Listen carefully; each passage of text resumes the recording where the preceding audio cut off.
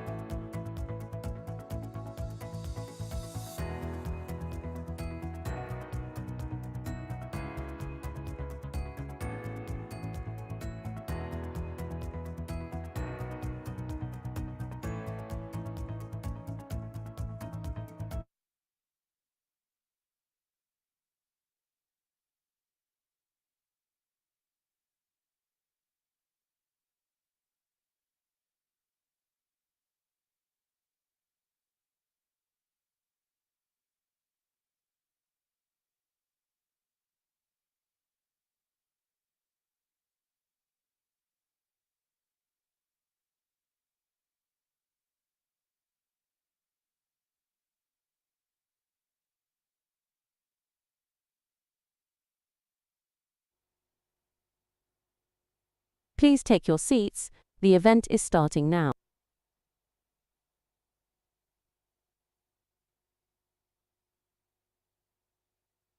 Please take your seats.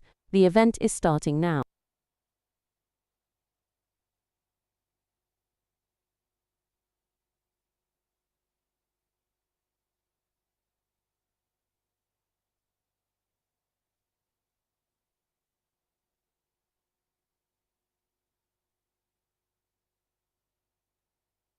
Please take your seats.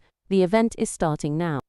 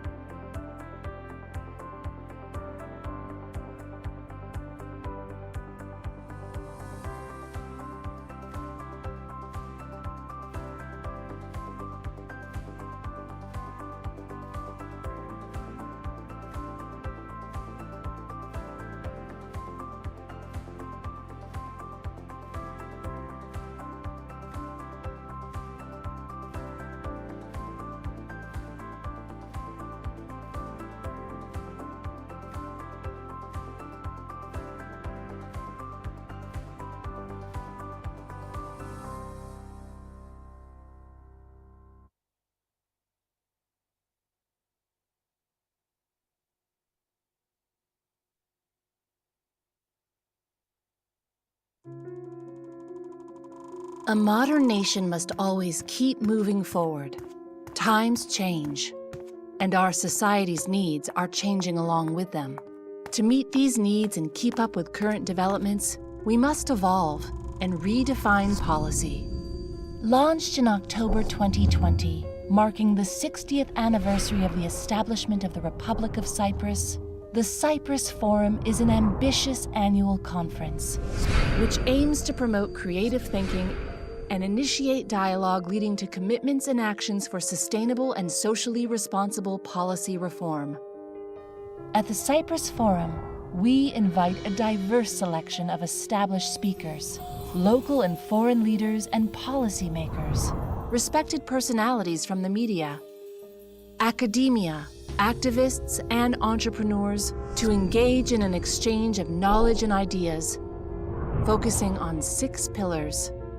The 6 pillars are based on the United Nations Sustainable Development Goals: economy, entrepreneurship, corporate responsibility; foreign policy, energy, environment; justice, and strong institutions; research, innovation, infrastructure, education, research, culture, health, and sports. At the Cyprus Forum, discussions are recorded and monitored. Conclusions are forwarded to decision-making centers, and ideas are effectively translated to meaningful reforms. A nation's character is created by its people. We can and should be active participants in policy reforms in our country, which will benefit all of us as citizens and strengthen Cyprus and its role on the global stage. Join us at the Cyprus Forum. Listen, discuss, initiate, and help reshape society. Be a catalyst of change.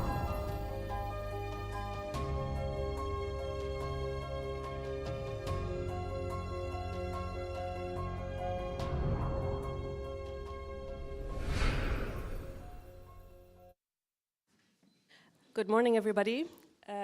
It is a real pleasure to welcome you to the Cyprus High Commission to the UK. This is the second time we are collaborating with Cyprus Forum in its London series, and we are very happy they chose to work with us in their effort to establish an annual series of productive, thought-provoking conversation in interesting and often difficult topics. Why we do it? We believe in debate, and we want to foster debate. We also like to win the argument, but that is not for now. Before I call Nicholas Kyriakidis, Executive President of the Cyprus Forum, to the podium to open our event, I want to invite you to also enjoy the art in these rooms, a collection called Relocations by Cypriot artist Zinon Jepras. Without further ado, I call Nicholas to the podium and leave you to enjoy the art and, of course, the conversation, which I hope will make your visit to our home, the Cyprus House, an enjoyable one.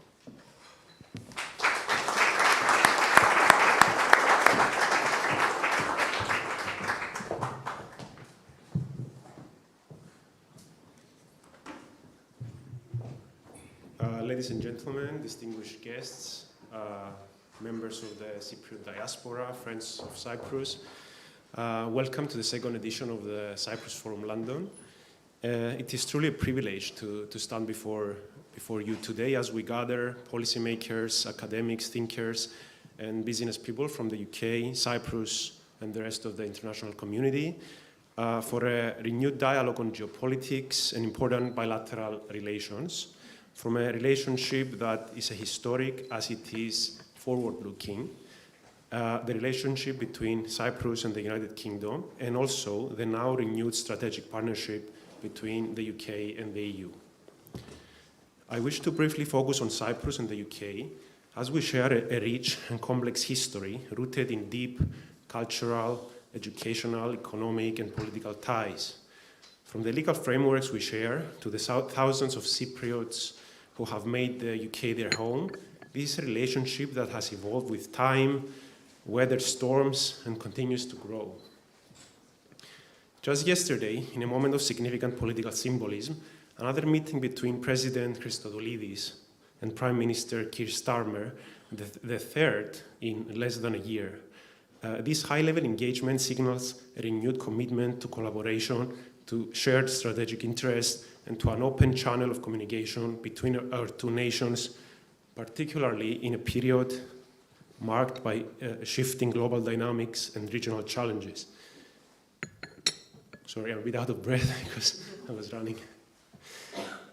In parallel, we are seeing a positive turn in EU-UK relations, with cooperation beginning to normalize and strengthen after a period of relative uncertainty. Cyprus warmly welcomes this as an active and constructive EU member state and look forward to seeing the relationship reach its potential. Additional to Cyprus' EU membership, our country is an Eastern Mediterranean partner and a facilitator of wider regional and international dialogue, an important quality in light also of the upcoming Cyprus presidency in January. The United Kingdom continues to play a vital role in the resolution of the Cyprus problem. As a guarantor power, as a permanent member of the United Nations Security Council, and as a country with enduring diplomatic, military, and historical ties to the island. The UK's involvement remains crucial.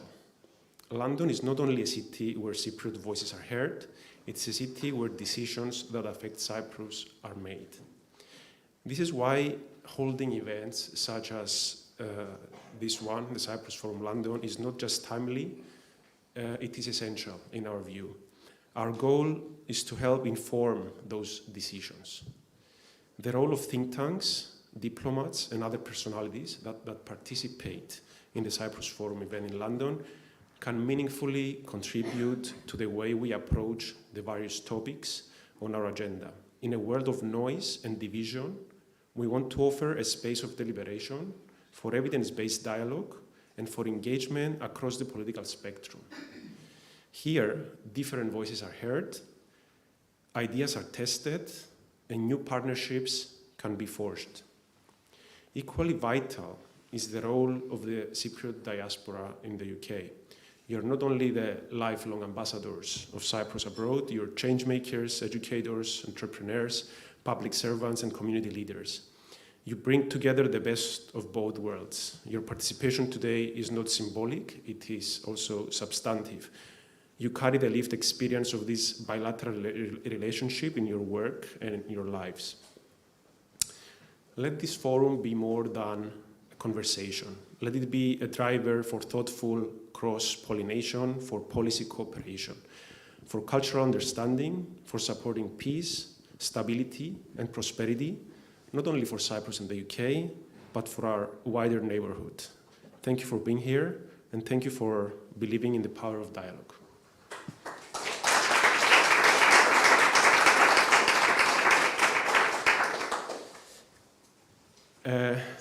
First, I have the honor of inviting to the stage Ms. Irini Piki, Deputy Minister to the President, to deliver the first keynote address on behalf of the Republic of Cyprus. Mrs. Piki.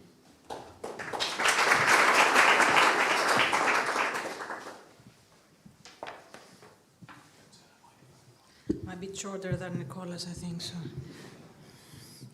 Well, distinguished guests, ladies and gentlemen, it's a great honor to be here with you today at this edition of the Cyprus Forum. It's my first time I participate in a Cyprus Forum event outside Cyprus. I've been to the ones in Cyprus. And I want to congratulate you because the Cyprus Forum, it's an excellent forum for exchange of ideas, as Nicolas said. And I'm very happy that's opening its wings outside Cyprus.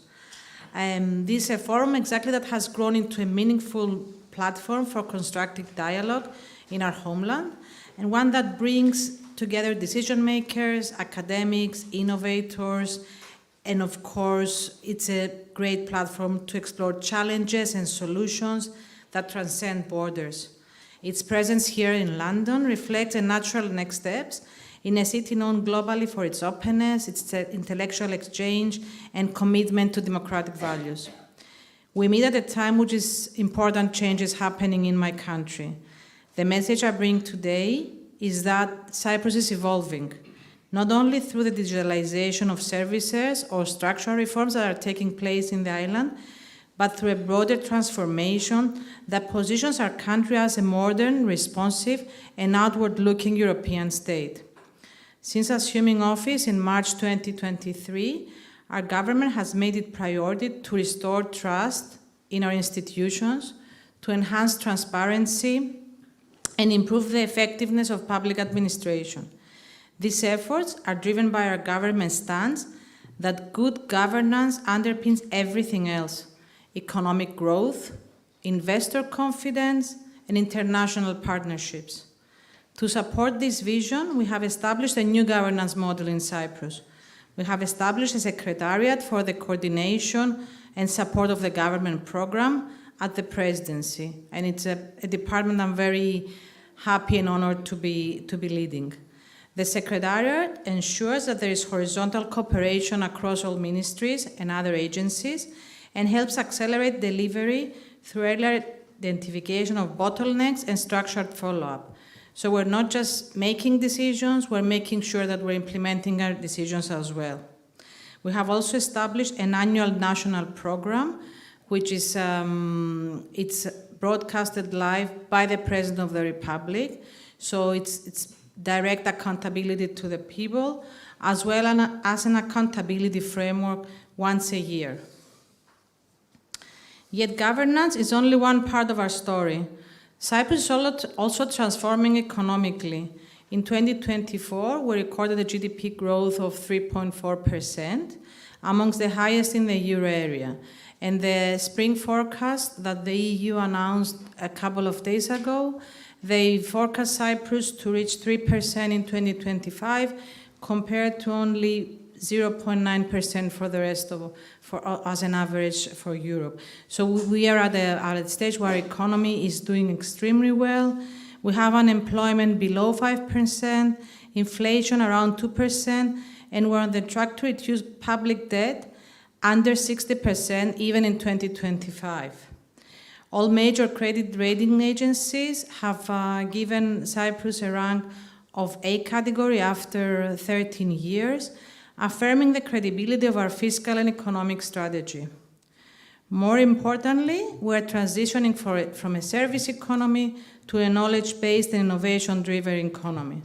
Our tech sector has tripled over the last decade and now accounts to 14% of our GDP. Cyprus is home to the fastest growing startup ecosystem in the EU for the second year now in a row.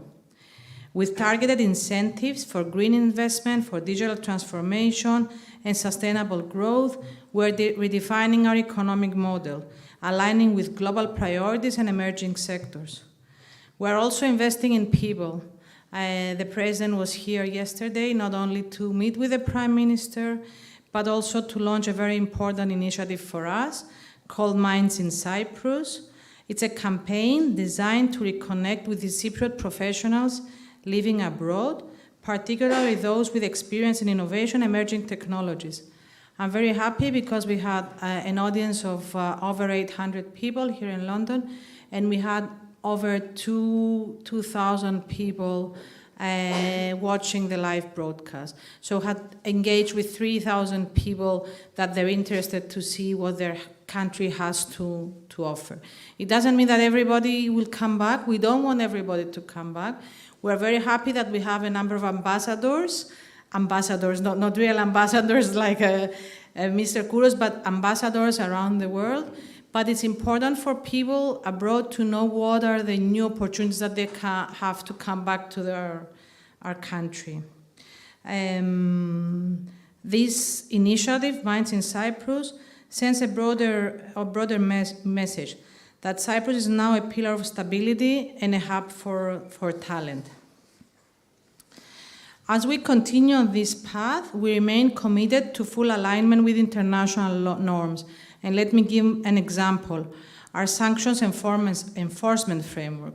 Working closely with the US, the EU, and other partners, we have taken decisive actions against sanctions evasion, freezing suspicious assets, deregistering shell companies, and we're promoting the establishment of 2 new institutions, a national sanctions enforcement unit with technical support, great support from the EU, UK government, as well as a single supervisory authority for corporate service providers. These actions reflect our political will and our role as a credible EU jurisdiction. Cyprus is also stepping up as a partner on the regional and global stage. We actively promote dialogue, regional cooperation, and most importantly, stability, using a strategic geographic position to contribute to regional prosperity. Our recent election to the United Nations Human Rights Council, the first in our history, is a testament to our evolving international role. Also, in this respect, on the economic front, the India, Middle East, Europe Economic Corridor is a project of strategic importance for our country and our region as a whole. As a forthcoming holder of the presidency of the Council of the European Union in just a few months, in January 2026, the second time for our country, Cyprus is actively preparing to contribute meaningfully to the Union's strategic agenda. Our priorities will reflect our commitment to a more competitive, cohesive, and outward-facing Europe, one that delivers tangible results for its citizens and reinforces its role on the global stage. Our bilateral relations with the United Kingdom hold a special place in this broader strategy. The meeting held yesterday, Nicolas already mentioned it, the third since the Prime Minister took office, but also the visit of the Prime Minister to Cyprus in December 2024, the first by British Premier in over 5 decades, underscores the depth and renewed momentum of our partnership. UK and Cyprus share long-standing historical ties, but also a forward-looking agenda, one that includes good governance, education, innovation, and regional security. Through the setting up of a strategic dialogue, we aim to strengthen this partnership with tangible outcomes for both our countries and our citizens.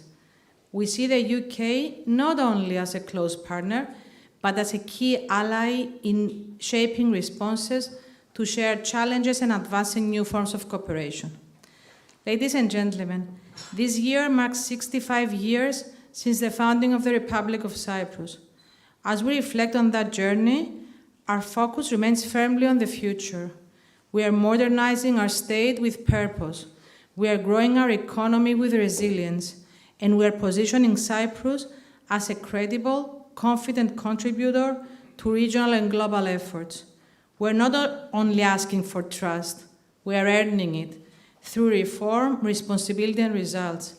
In closing, I would like to congratulate the organizers of the Cyprus Forum for creating this setting to exchange ideas, build relationships, and contribute to a shared vision of progress. These conversations matter, not only for Cyprus, but for the broader European and international community we are proud to be part of. Thank you very much.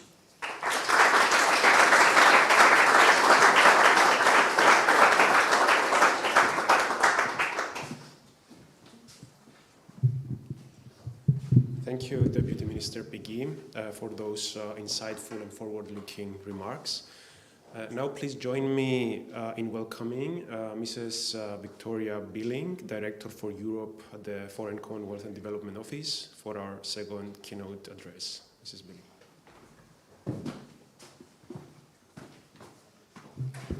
Same problem.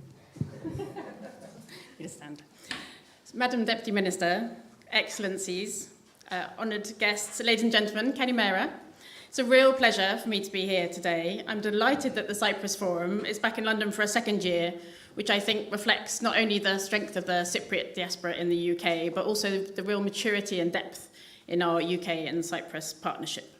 And I know this is a really important week for Cyprus in the UK, with the visit of your president, which people have mentioned, and the real strengthening and links between our two countries, and the very exciting event that you had at the Guildhall last night with the Cypriot community in the UK. So the UK-Cyprus partnership is built with strong foundations on shared values, mutual respect, and historical ties. And the links between our two countries are deep. It's not just the 1.2 million British visitors who enjoy Cypriot hospitality each year, or the 300,000 strong Cypriot community in the UK, but it's our educational, legal, maritime ties that underpin a £3.7 billion trading relationship. Our two governments signed a Memorandum of Understanding in 2022 to drive forward the bilateral relationship, and I'm pleased that are reflecting the remarks of Madam Deputy Minister and really talking about that ambition for the future. I was very honoured to be there at that time, and it has been such a privilege to see over the last nearly 3 years how we have really taken that ambition and looked for new areas of cooperation. We have a shared ambition to make sure that we're not resting on historical ties, but really building that partnership of the future. And I was in Nicosia earlier this month to review the progress that we have made this year. And not only was it fantastic to be back in Cyprus, as always, on a personal level, but also to see how much progress we have made in strengthening our cooperation from foreign policy, regional policy, legal, justice affairs, and things that benefit our citizens. But I wasn't just there to celebrate our success. I was there to make sure that we were honouring that commitment, that ambition of creating new areas of cooperation. We need to keep challenging ourselves to make sure that we are not only implementing the commitments we've made to deliver practical benefits for our citizens and our economies, but also that we are continuing to adapt for the future. And as part of looking to the future, I do want to say that the UK remains steadfast in our support for a just and lasting settlement in Cyprus in line with the relevant UN resolutions. And this remains a priority for the UK, and we will continue to support the efforts of the UN Secretary-General's personal envoy to advance the settlement process. Just turning now to the wider challenges, because we're living through a period of profound change, from the Middle East to Ukraine, from migration flows, energy security, maritime security. We are all facing a fragmenting world order, rising geopolitical tensions, and complex threats that transcend borders. And I know that the first session is going to look at this in more detail. The UK and Cyprus have a shared commitment to stability, resilience, international law. As like-minded partners, it's in both our interest, therefore, to work even more closely together to try and address these challenges that are facing our region and the wider world.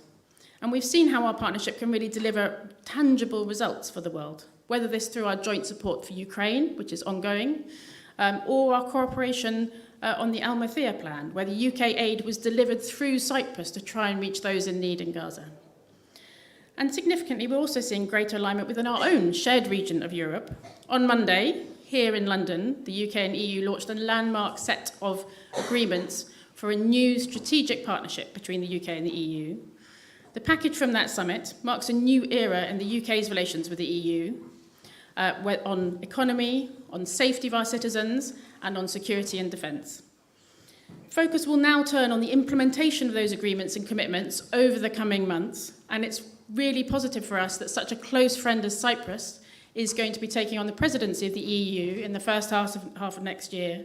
And that will be really important for us as we advance our EU and UK agenda. And I look forward to hearing the results of your third session, which is going to look at the evolving and positive relationship between the EU and the UK. The Cyprus Forum itself is a vital part of how we think about how we can work together more effectively. It's not just a platform discussion, it's a catalyst for action. And we're really welcome to have the challenge from policymakers, from academics, from others from the region to really look at how we might challenge our assumptions, raise our ambition, and shape solutions. And so we're really proud to be here and to be able to support the initiative like the Cyprus Forum, and it reflects our strong belief in inclusive, forward-looking policy-making and diplomacy. So I really look forward to hearing the results of the discussions today. I know you've got some very topical items on the agenda, all of which I think we have covered. I wish you a productive and inspiring forum. Thank you.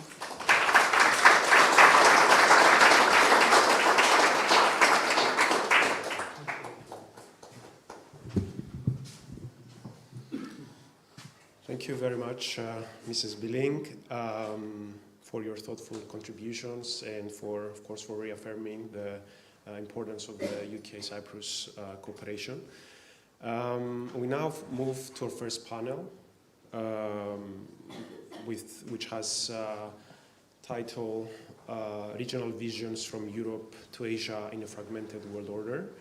The discussion will explore how nations and regions are positioning themselves amid global uncertainty, and our distinguished panelists are, of course, the High Commissioner of Cyprus, Mr. Kyriakos Kouros, Sherif Kamel, Ambassador of Egypt to the United Kingdom, Uran Ferizi, Ambassador of Albania to the United Kingdom and Ireland, Emelak Chali, Senior Lecturer at King's College London, and Violette Kairala, former Minister of Economic Empowerment of Women and Youth of Lebanon.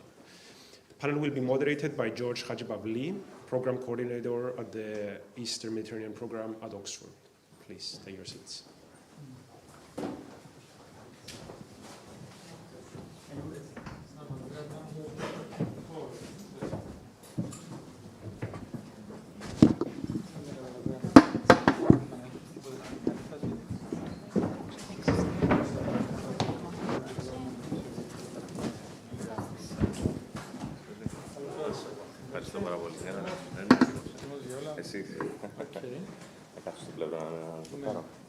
Νομίζω οι θέσεις είναι λιγότερες.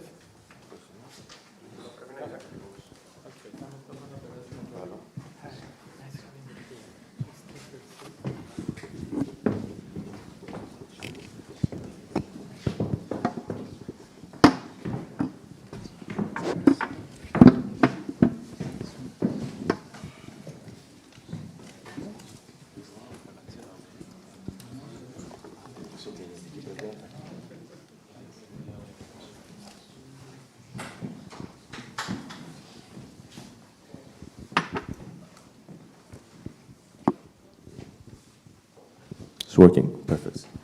So, hi everyone, my name is George. I am the program coordinator of the Eastern Mediterranean program at the University of Oxford, so you'll see I'll try to take the direction that way, so please forgive me. But I wanted to start by saying that I actually had the privilege of attending the 20th anniversary of the Oxford School of Global and Area Studies last Friday and Saturday. And one of the key themes that came up was that global processes, global dependence is increasingly becoming more important. However, it's still all rooted in a local, regional context. So that means that we are delighted to have such a broad panel, capable of exploring in a nuanced fashion different regions of the world.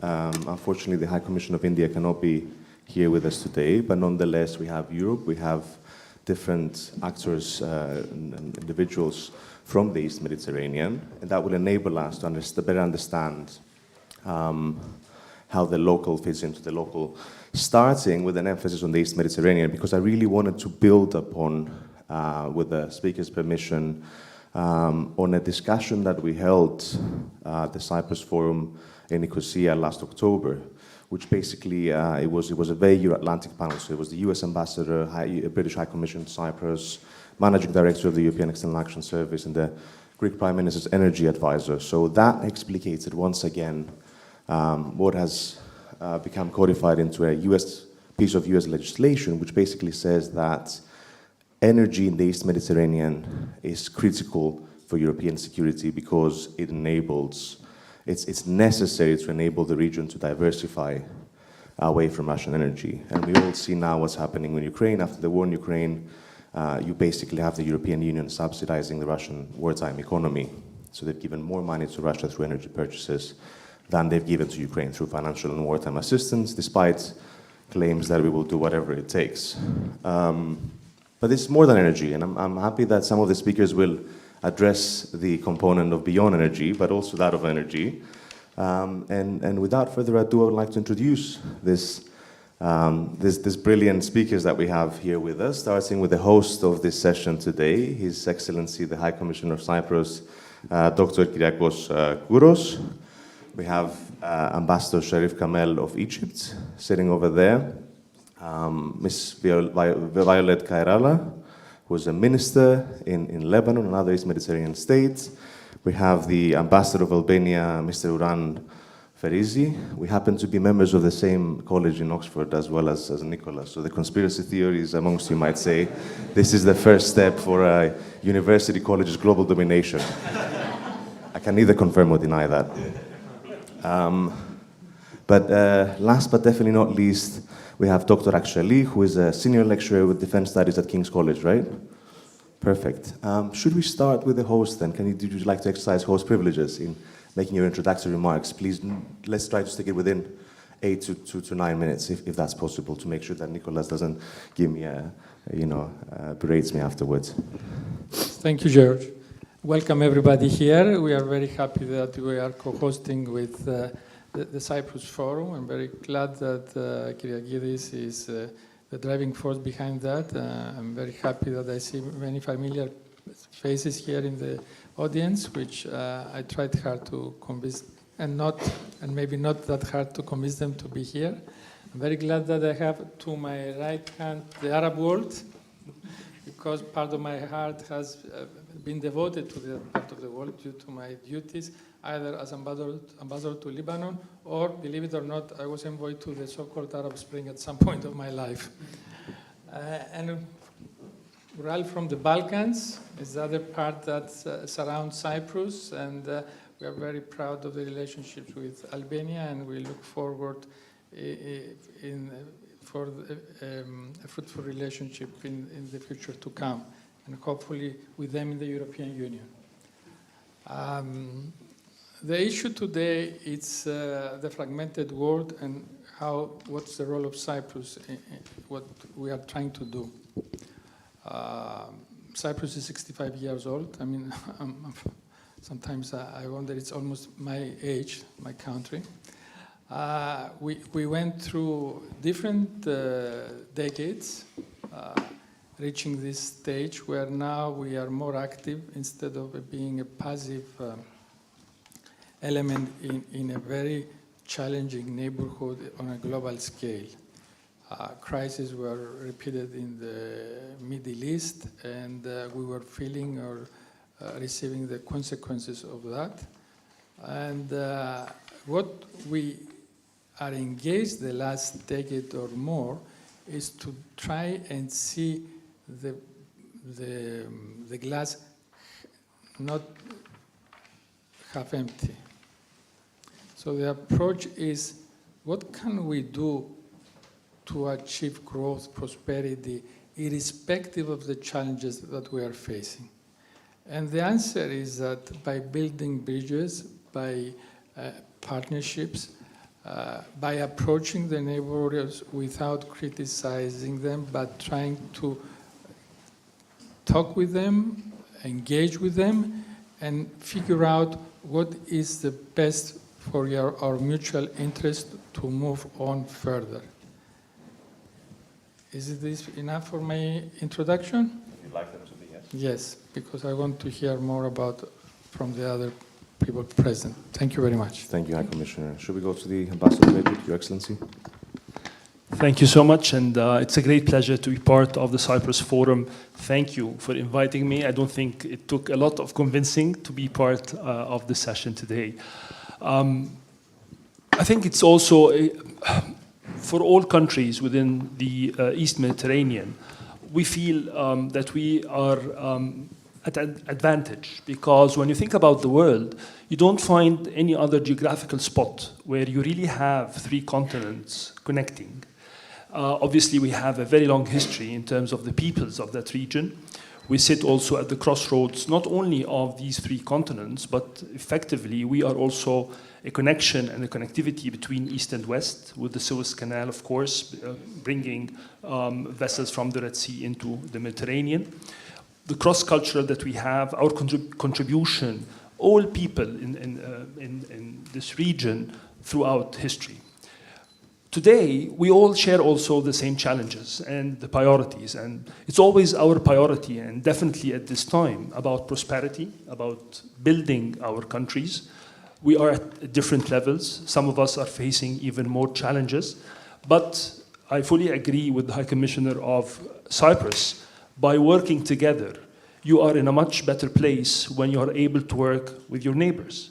You have a lot to share with your neighbors. You have a lot of interests. You can multiply your interests by having your next door neighbor or by even the wider neighborhood working together. And obviously, it is a very difficult neighborhood, and I'm sure we'll come back to this later on. But I think we are also proud that over the last 10 years, we have been building these bridges. Stands out through all the activities we've been doing, the trilateral cooperation that does exist and is very active between Egypt, Cyprus, and Greece, which also has repetition with other countries in the region. Obviously, other countries also, Egypt with other countries in the region, Arab countries, we have been working for a very long time, but we are also focusing on this.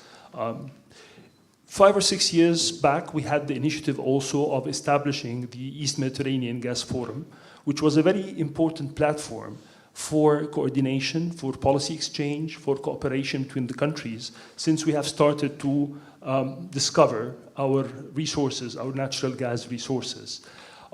This has been quite helpful in understanding what different countries aim to do, and also how we can work closer together. And I think February of this year, we have signed agreements between Egypt and Cyprus, a significant milestone in terms of our cooperation, allowing natural gas to be exported from Cyprus to Egypt, which then after the processing at our facilities will be re-exported to Europe. So to your point, I think this region also does play an important role in terms of the economic security of Europe, but not only at this point. Now, the challenge we are facing is both within the region, but also globally, because obviously the region and Egypt is at the center of many of the conflicts that are going on, and I'm sure I will not be able to touch on all of them, but obviously the Gaza war stands out in terms of its implications to all of us, not only in the region, but beyond, definitely. And we have been working on this conflict for quite some time, not only through the last 18 or 19 months, but even before that. And this has its implications for the region's security, for the East Mediterranean, but also for the global security in many ways. We are also seeing levels of migration, numbers of migration that comes from Africa, again through that region, into Europe. And this is an important challenge, and a challenge that is very much felt in Europe and in the United Kingdom, but it's also a challenge that we can work upon, again, through cooperation. Egypt is proud that since 2016, not one ship carrying illegal immigrants left our shores towards Europe. But we need to do more, obviously, and there are other parts of the region where we have also to cooperate with the countries to make sure that everybody can have the same experience. One of the implications of the Gaza war is what we're seeing in terms of maritime security, which you've mentioned also. The Houthis' attacks on the shipping lines in the Red Sea had a great effect on maritime security, on trade flows, on supply chains. And it had also a very direct impact on Egypt because we have lost 8 to 9 billion US dollars since November 2023 when these attacks started because of shipping lines choosing a longer route but relatively safer route, obviously, with these attacks going on.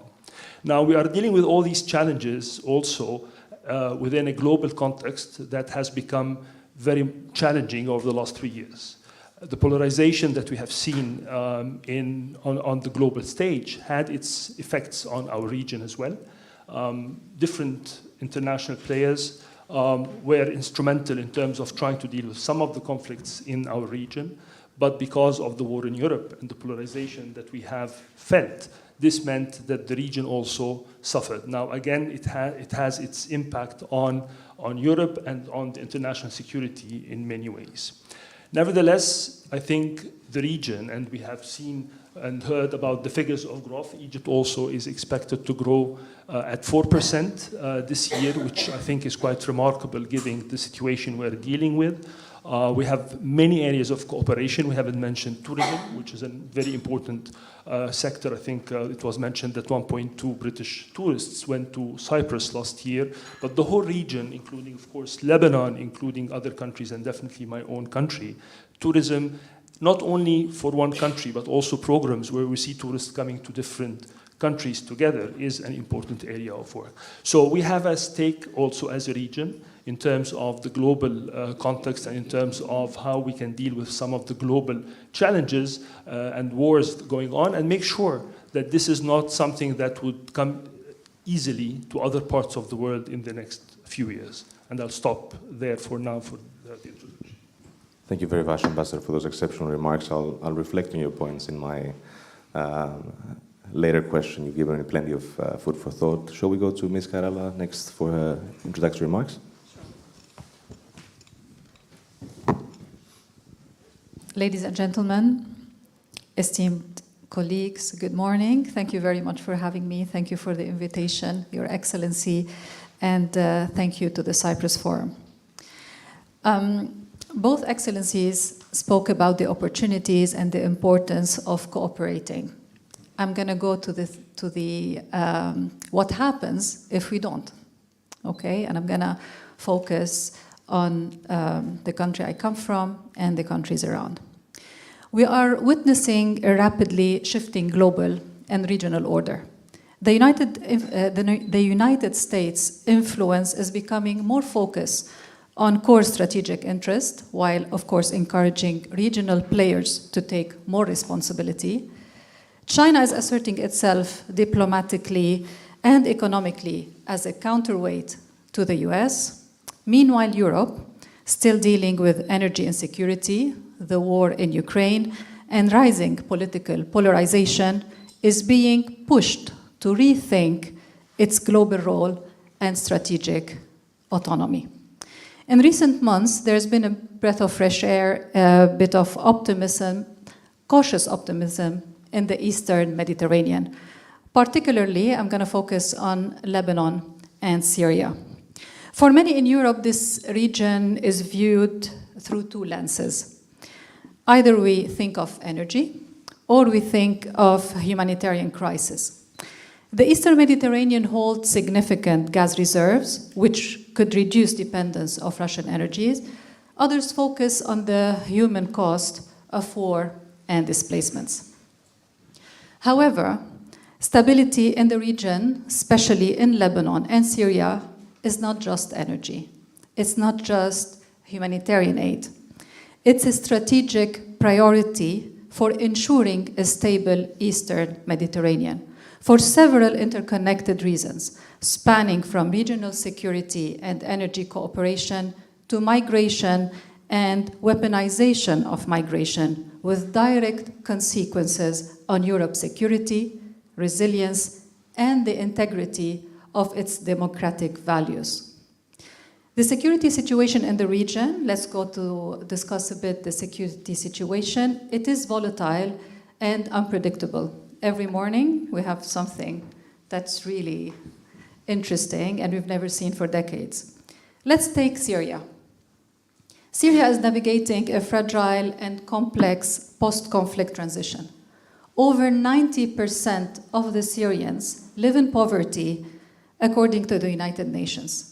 The economy is on the brink of collapse. Recently, both the United States and the European Union have announced the easing of economic sanctions.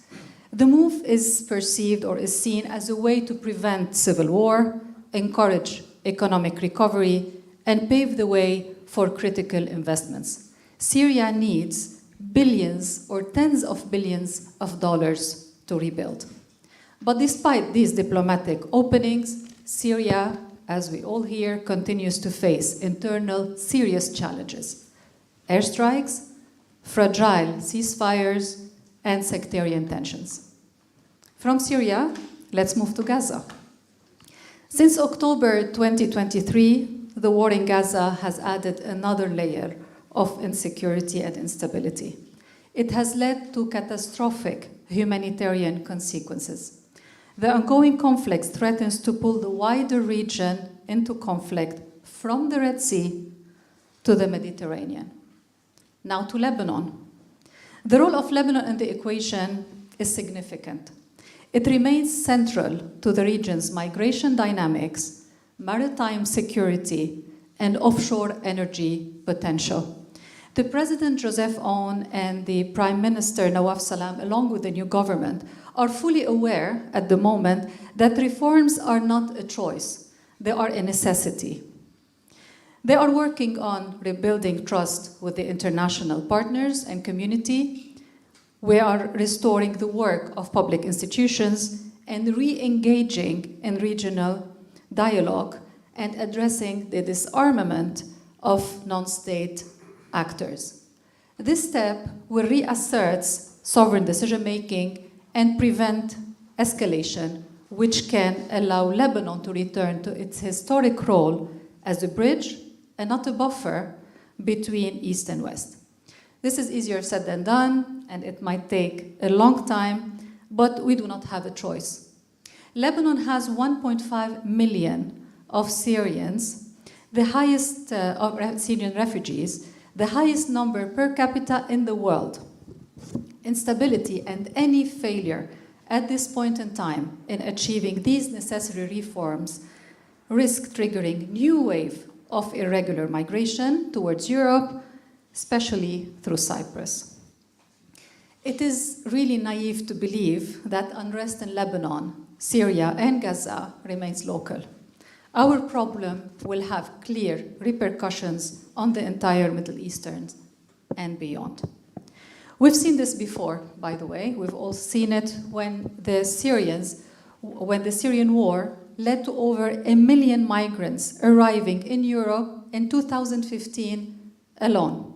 While most refugees do not pose any security threat, the scale of movement raised serious concerns about terrorism, pressure on borders, and social tensions.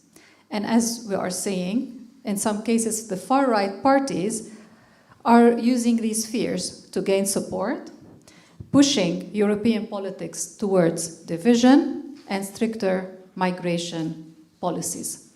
Criminal networks also are taking advantage of weak borders and desperate people. A few years ago, Italian authorities seized over 1 billion euros worth of drugs smuggled from Syria. I'm gonna finish. Crises in the Eastern Mediterranean don't respect borders.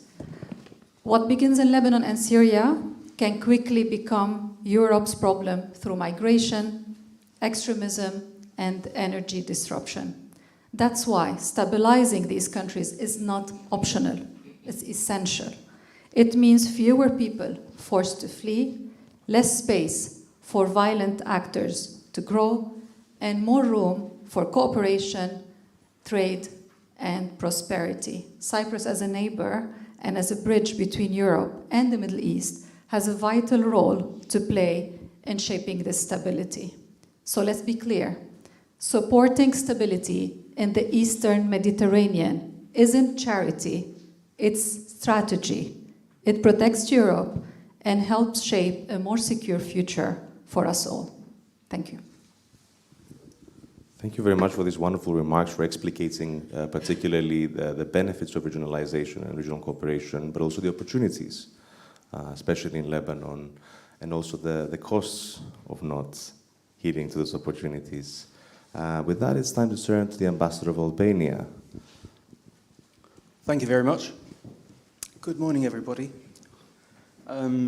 Your Excellencies, dear friends, I confirm George's and Nicolaus's viewpoint that this is not a conspiracy.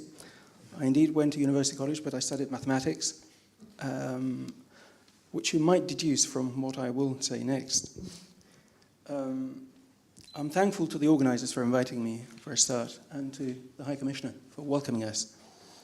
It's a fantastic initiative that puts diplomats in a new spotlight. Up until recently, we were relegated to rooms, working in the shadows and trying to mediate. Now, Facebook and Twitter has given us new purpose. So we need to show up in person and talk to people, become more transparent. And what better reason than for Cyprus? So indeed, our discussion spans continents, but at its core, it's about vision.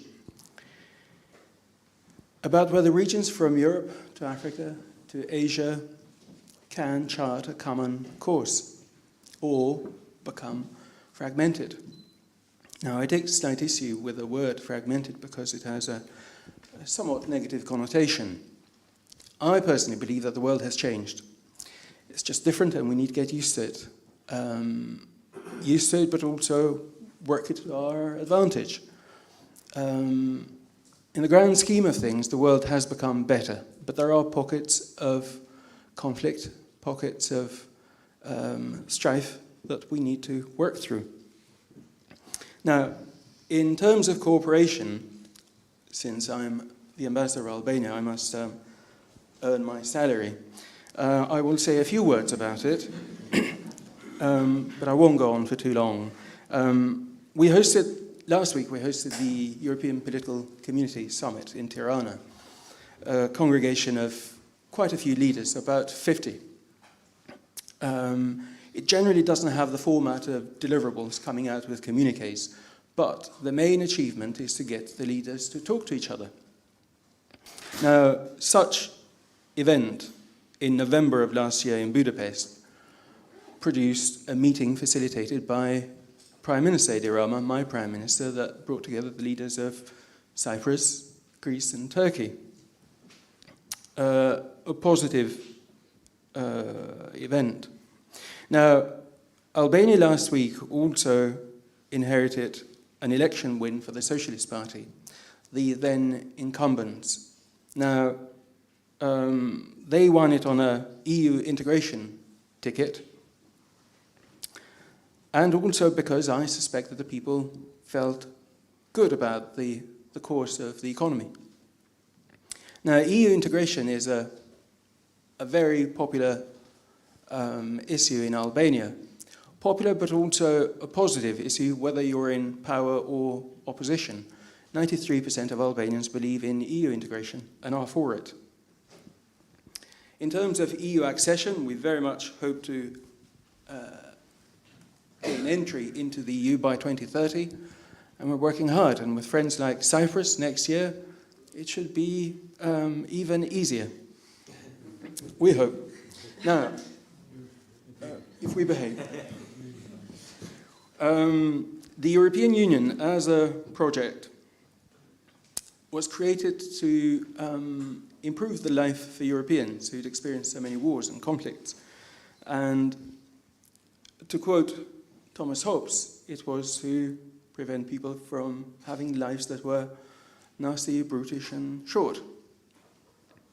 Now, it has its problems, and without prejudice to Britain's exit from the EU, it has largely been a success for the European continent too. Europe today is much more peaceful than it was a century ago. And looking at other bigger countries such as India, Brazil, Mexico, the United States, one can make the point that diverse societies can be held together by shared structures.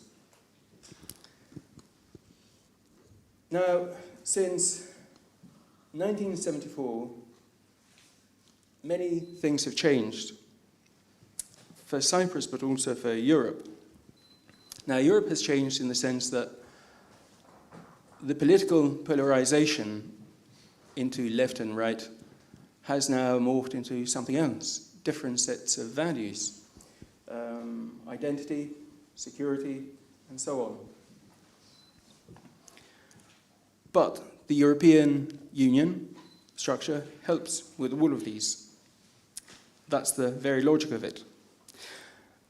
Now, we come back to the stress and the strain that it is going under, the European Union. We compose it under a framework of energy, but there's something much more obvious, which is the Russian aggression towards Ukraine. Russia has frankly been quite belligerent in the past few decades, ever since it came out of the Soviet Union. So Europe is reflecting, is changing. It's increasing its spending on defense, but even within it, there are large variations. So, for example, Poland spends not 5% more, not 25% more, not 75% more than Spain, but 300% more. And the whole political landscape across Europe is changing. So we are, on the whole, for EU, but Euroscepticism is on the rise. There are the usual suspects of Slovakia and Ukraine and Hungary, but there are rising voices in Romania, Poland, even France and Germany with the AfD. So can a unified European security architecture truly hold? Or are we heading towards a Europe of concentric circles, of overlapping alliances? Now, Russia's belligerence towards Europe became more powerful because of what we let ourselves in for, our dependence on energy. So we are working towards reducing that, and this is where the Eastern Mediterranean comes handy. Now, that is true, but there are also some things to be acknowledged, that certain keys to solution lie not just in Nicosia, but also in Athens and in Ankara, as well as Brussels. Now, I tend to be a positive person, so I'll say that the good signs are that both Turkey and Greece are NATO allies, and in the last few years, they haven't really drawn swords, but they have worked together. So there is hope there. The UK, too, is involved. As Ms. Billing said earlier, it's in the UK's interest to have a prosperous Cyprus, and hopefully a united one soon. Britain's sovereign bases are not just strategically vital, not only for the RAF launch pads, but also Cyprus to Britain is also an intelligence hub. And this is not vital only to Britain, but also to the whole Western Alliance. Now, there is something that I wanted to mention very quickly. I wrote things down so that I don't stray off, because I tend to ramble. But feel free to interrupt me. There's migration, which is a big thing. It can be detrimental to the sending country, to the origin country. But it can also cause problems in the destination country. However, there are some misunderstandings, often exacerbated by media, both in Europe and the US. Now, migration also presents solutions. It fills labour gaps and it enriches civic life. Cyprus offers a very positive example, not just within Cyprus as a country of various cultures at the crossroads, but also the Cypriot diaspora, with which I've had a lot to do. My first employment in London was at a Cypriot restaurant, which I very much enjoyed. Now, where would we be in Britain without this Greek diaspora? Okay, I'll start with George Michael, but we can go into EasyJet, Stelios Hagiano, and then perhaps DeepMind, two people I worked with at UCL, Mustafa Suleyman and Demis Hassabis, also Nobel Prize winners, I must add. So these are good examples for migration. Perhaps the last thing that I want to say is an example from the Balkans. Something about national myths. It's an opinion, but I strongly believe in it, that regions are shaped not just by borders, by treaties, by pipelines, but also by narratives that we choose to tell. Now, a former scholar of Thomas Hobbes, another Oxford man, sorry, Sir Noel Malcolm et al. Has written books on the Balkans and the Mediterranean. And he says that some of the most enduring obstacles to peace is not just ancient hatreds, but modern myth-making.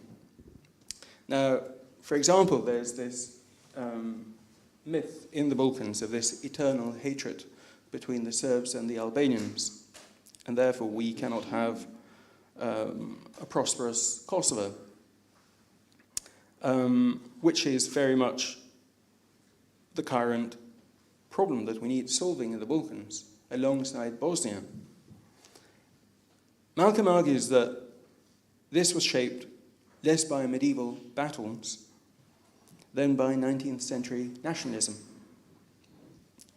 Under Ottoman rule, Christian, Muslim, Jewish communities lived together in relative toleration, and it's only the adoption of Western-style nationalism that fractured this coexistence. And this lesson echoes powerfully in Cyprus. The myth of intractable division, of eternal separation, does not need to become a foundational myth, and we need to be aware of staying this course for too long. So reunification is important because we then have generations of people getting used to this new reality. But I believe that there is a way forward and things will improve. I'll leave it there. Thank you very much. Thank you very much, Ambassador. I could definitely see a formulaic approach to this, to your remarks. You're a true mathematician, but also an apt diplomat. And from the links you've got with Cyprus, I wouldn't be surprised if you take over the High Commissioner's position next. So no threat. After he exactly. And Dr. Acheli, over to you. Just speak like, yeah, it works. Okay.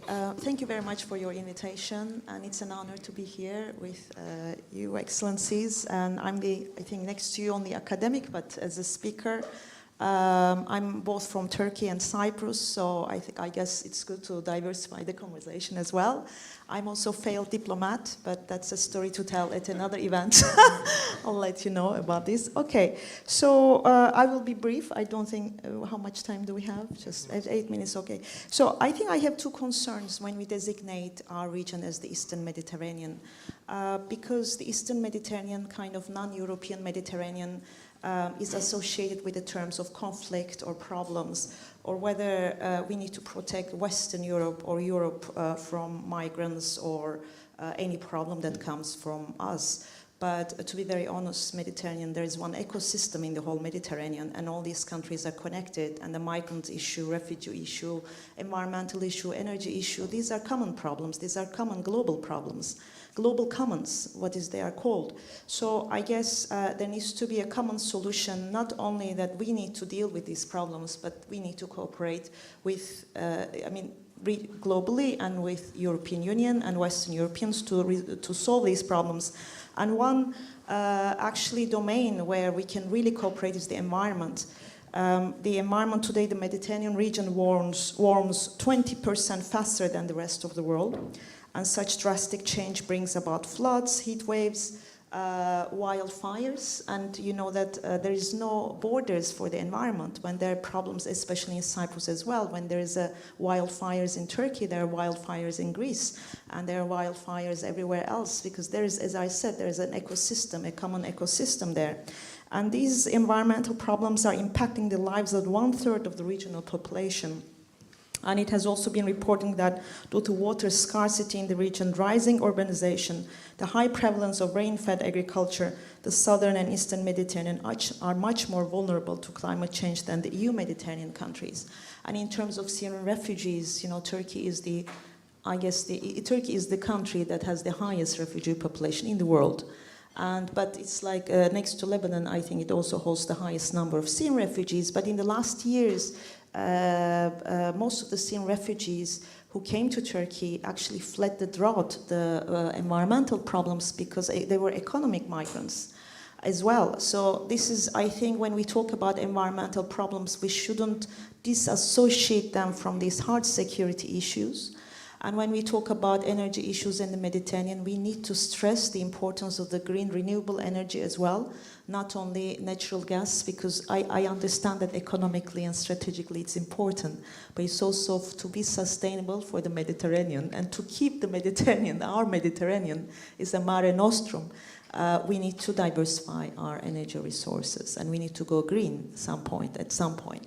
And going green, I know it is somehow associated a bit like a more hippie type of thing. So I would like to call it like sustainable defense, sustainable security, sustainable energy as well, because this is how we can actually keep our region together. And this is the only way. I mean, this is one of the, maybe not the only way actually, but this is only one of the strongest paths where we can really cooperate.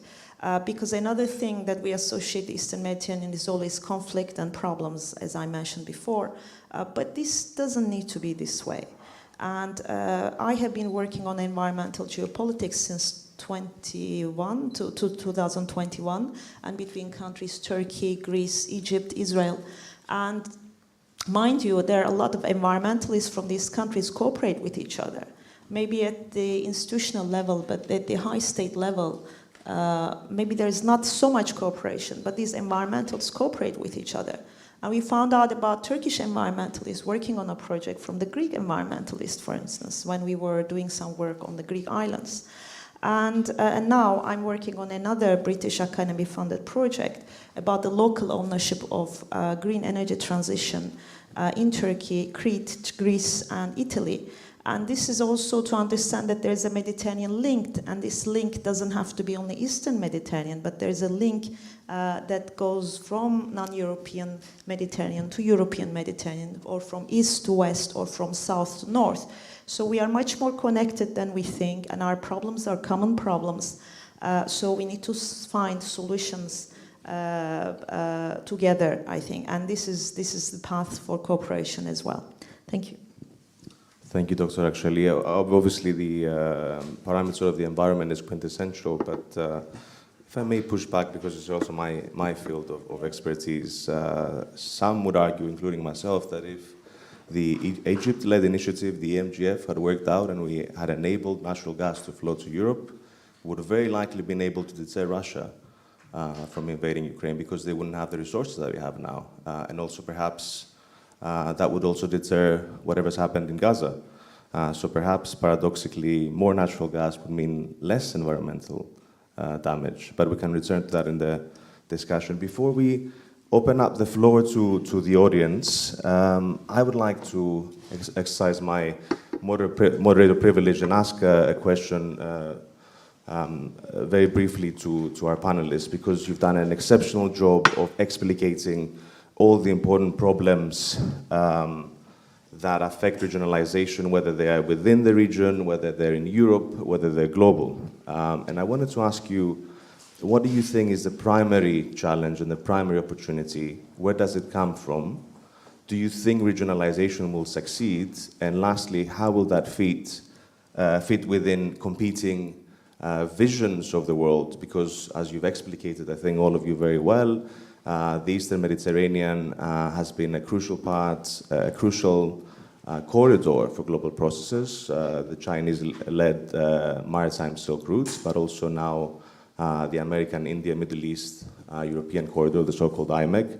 So how do you think the region will fit within this diverse, if not fragmented, visions of the world? Shall we begin? Please, yes. First of all, I have to thank again the rest members of the panel, because in their own way they painted the picture that we were trying to project here today, that we come from a region that is unfortunately full of conflicts, but at the same time there are prospects, and when logic prevails and right leadership, and when we can manage to convince other stakeholders, things can move to the right direction. We are unlucky that our Indian colleague couldn't make it. At the last moment, he had to go abroad. He would have pitched in on a very interesting aspect that it is on development, and I think it will help this discussion enlarge the understanding of the prospects of our region. And East Mediterranean is part of a wider picture. I come from that school of thought that I'm not good in watching the tree, I prefer watching the forest.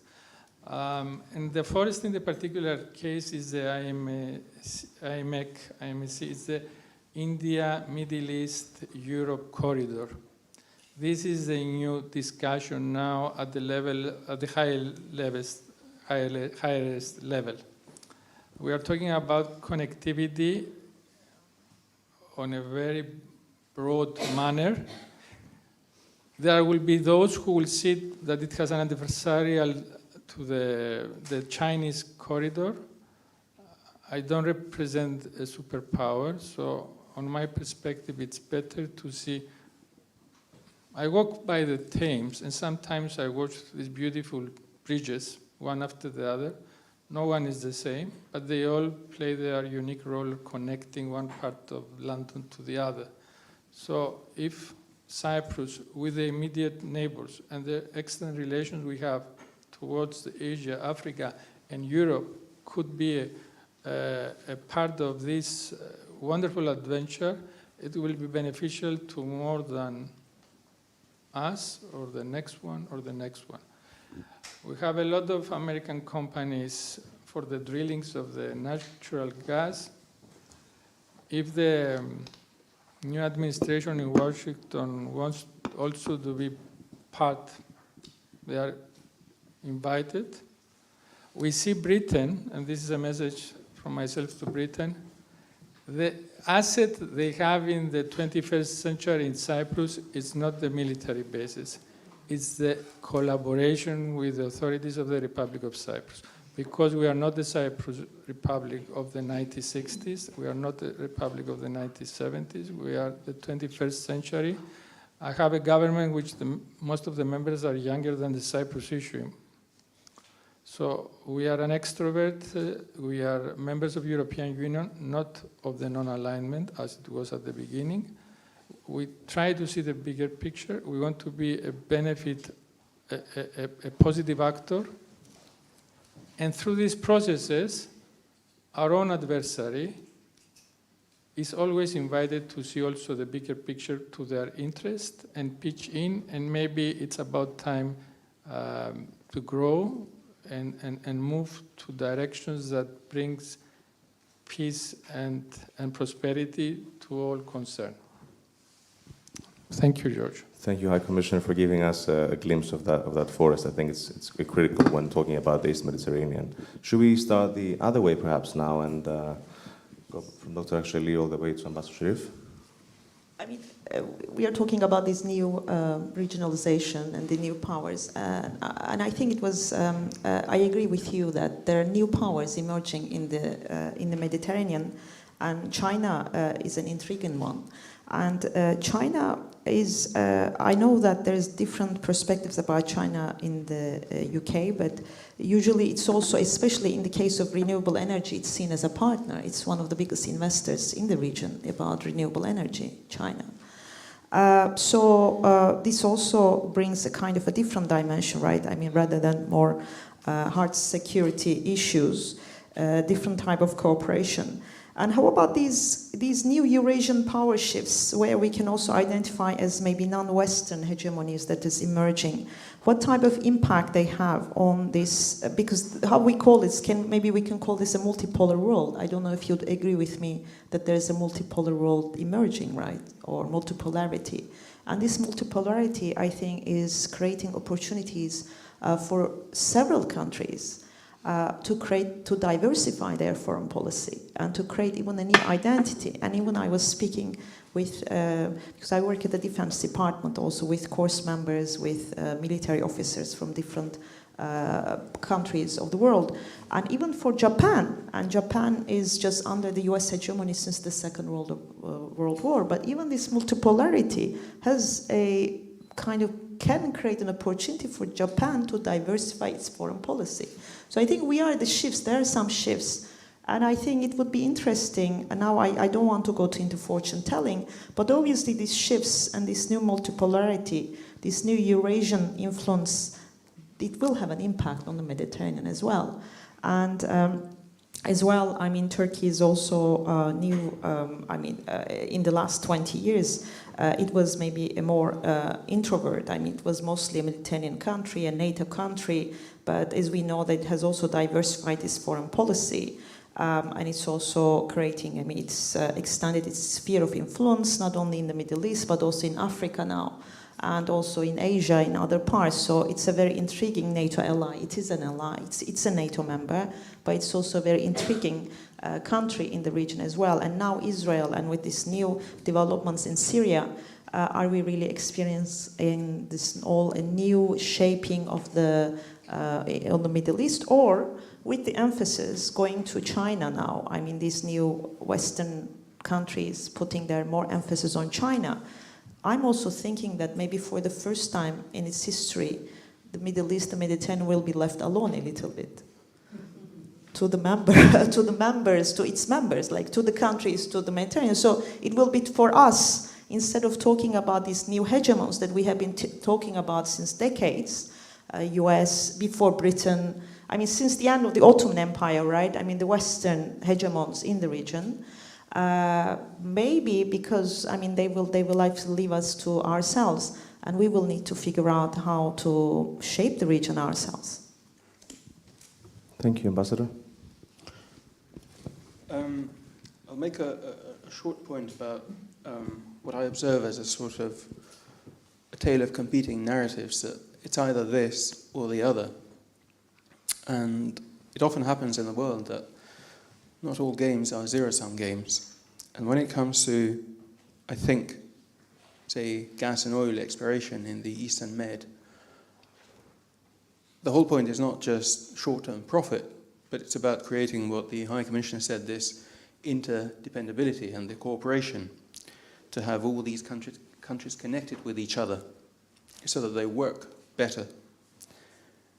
I think all of this does lead or provides a good grounding for political solutions, and at the very least for an absence of aggressions. We've seen that with the case of China and Taiwan. Since China was mentioned, that one could argue that interdependence has stopped China from attacking, and the development of China, the prosperity in that region has helped. So I think any initiative, I won't go whether it's green or fossil-based, will be good for the region in the long run. Thank you for that positive note. I think we need that. I'll try to stay positive as well. I'm proudly a graduate from the Defense Department at King's College. So I would like to mention that when I was at university, we mainly, in every course, we used to talk about globalization. Now we're talking about regionalization. I really worry about globalization, but that's not the issue at the moment. My question is why we always react and we do not act. We are always reacting. We are always just, when something happens, we start thinking what to do. We increase our defense spendings because we realize that the United States will not be supporting us anymore in the war, to fight the war in Ukraine against the Russians. Another example, we have the announcement of the new tariffs, and then we react and we worry about the economy and we see what to do. At the end of the day, I mean, these are countries, the United States has the right to decide whatever they want to decide. I'm not concerned about that. I'm not discussing that or arguing whether it's positive or negative. The only thing I'm saying is that acting and making decisions, building a long-lasting peace in our area in the Eastern Mediterranean, really thinking about the future and planning for the future might be very beneficial.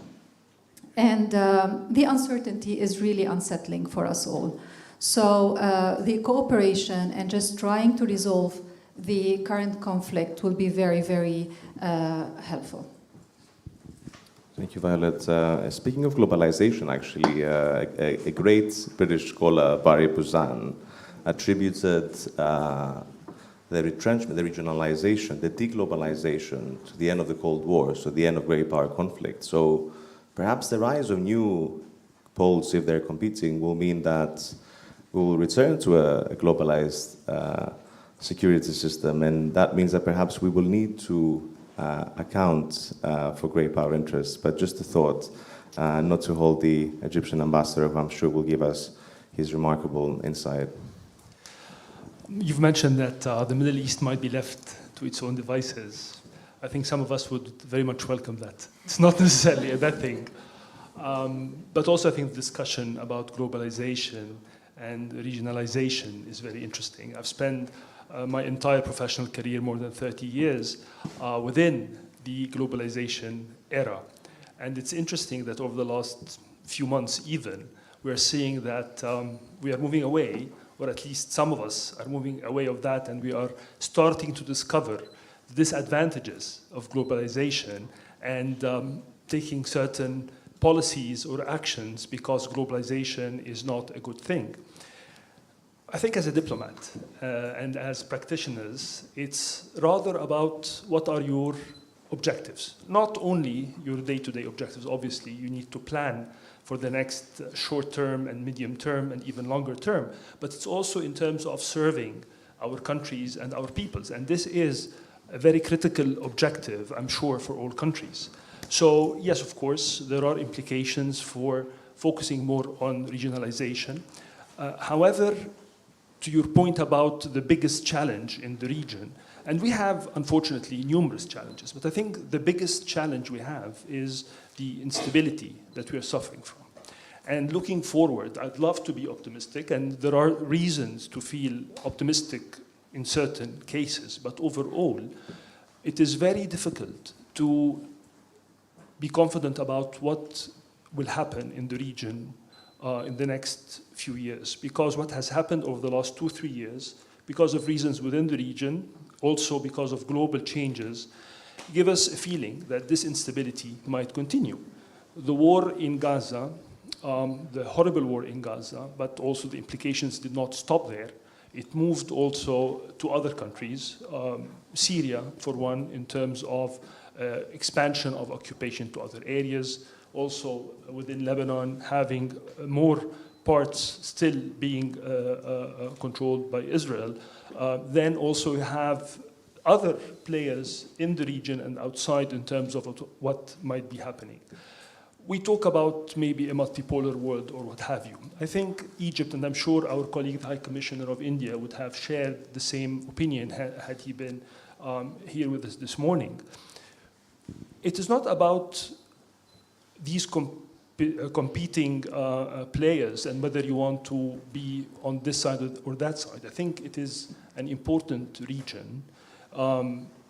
It's not as if these proposals are new, because obviously we are already connecting. We are already a bridge between East and West.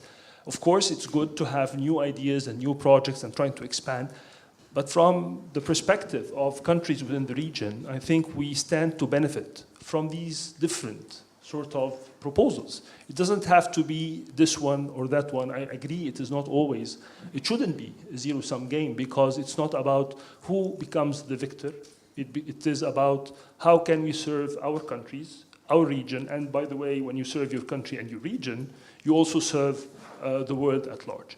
And I think I also agree that East Mediterranean as a region, which we do not use as such, but it is a geographical region, which is quite diverse because of the civilizations, the history, the different cultures, and so on.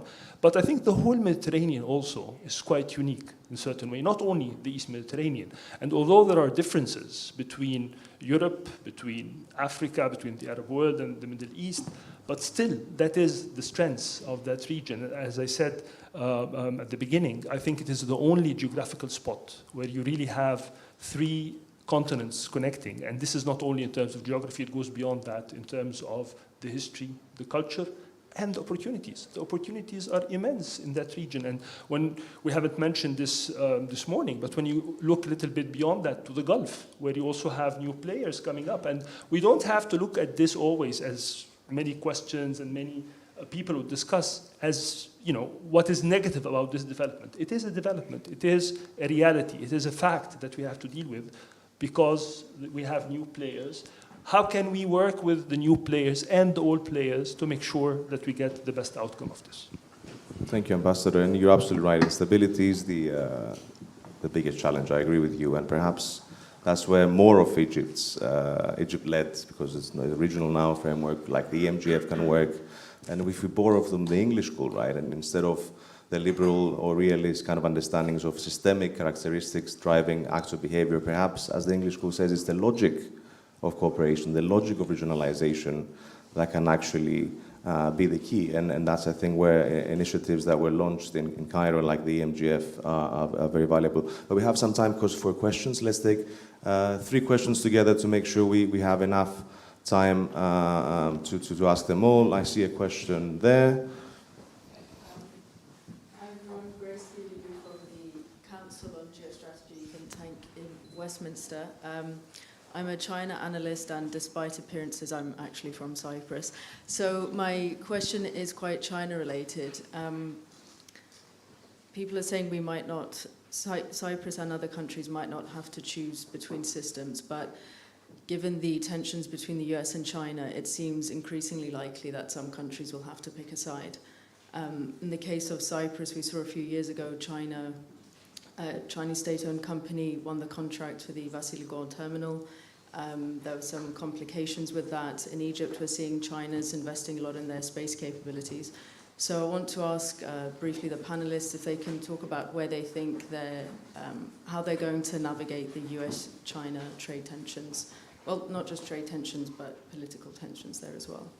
Yes, will we have to choose sides, I suppose is the question. Any more questions? I've got a question over there.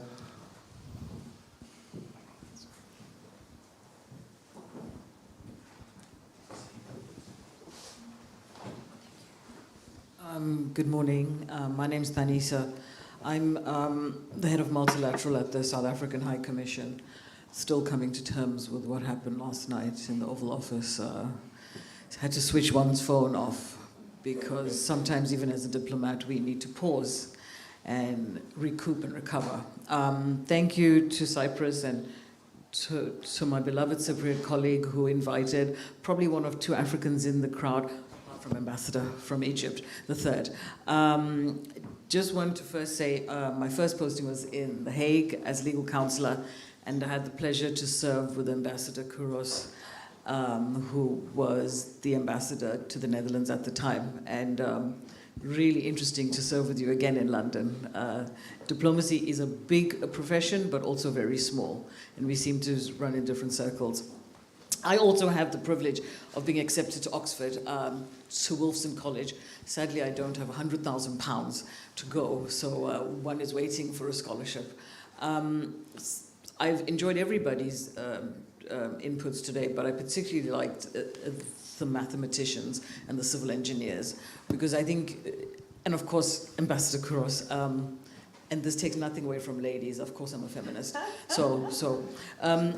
some of you will remember the Netflix show, The Diplomat, when Ambassador Hal spoke at Chatham House down the road, and he said one of the things he regrets is during his time as an ambassador, he didn't go to shake hands with a former terrorist or a rebel, and he said that set him back 5 years, those negotiations.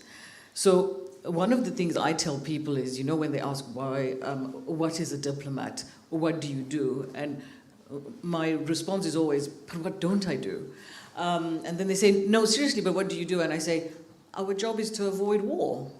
Our job is literally to build bridges. When my little children ask me, Mummy, but who do you work for? Because you're always talking to High Commissioner or the DHC, I say, I literally work for South Africa. Because we're not here just to have a lovely diplomatic allowance and live in North London. It's because we're here to serve a greater purpose. Now, the things with what's going on bilaterally between my own country and the US, and also speaking about globalization versus regionalism, and the fact that so many young students I meet within IR in politics, etc., ask me, is it worth becoming a diplomat? Is it worth going this route? Because it seems as if your work has taken you from the shadows, and we have been in the shadows, to the limelight. And so how would our panelists say to those wanting to join these careers why it is still worth becoming a diplomat, firstly, and also what is the role of a diplomat in such a fragmented world? And the old allies and relationships we once had, does that not open the space for us to create new and better relationships? Because friends that were purportedly enemies are not necessarily enemies, because if you change the narrative, according to what the Albanian ambassador said, I apologize for that long-winded diatribe, but I would appreciate your inputs. Thank you. Thank you very much for the existential question.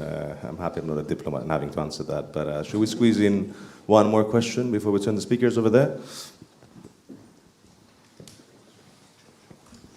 Thank you. Zita Darkazali, I'm with Chatham House Associate Fellow. You mentioned Chatham House, and I'm like, my question, we talk about regionalization, as you mentioned. I just wonder about the Gulf region and how, whether with emerging powers like Saudi Arabia and the UAE, and I know that Cyprus collaborated with the UAE when it went to the maritime corridor. I just wonder whether the panelists think that Gulf collaboration would strengthen the East Med stability, and if there's any way of incorporating that, giving its influence also on what's happening in Syria, in Lebanon, and also its role when it comes to Gaza and Egypt. Thank you. Thank you. I know there's a lot to unpack there, but may I ask for brief answers to those questions, as brief as possible? I know there's a lot there, just to make sure we stick within the schedule. Thank you very much. Okay. Now, being brief. Good luck about the Chinese thing if you want from a diplomat a clear answer. Yes. Usually in my career, what I learned is that when giants collide, the big guys make room enough for them to enjoy the collision. In the case of China, what Cyprus is doing is trying to use other countries as a compass. So we check what the British are doing with them, we check what the Dutch are doing with them, and then we try to maneuver around it. That's the only frank answer I can give you on that question. About the prospects in the region, trying to be extremely compact. There is wealth there. We took notice of it 15 years ago. We reached out to our neighbors. We managed to have agreements of delimitation first with Egypt, then with Israel, Lebanon. We also started talking with Syria, but after 2011, that became a very difficult aspect.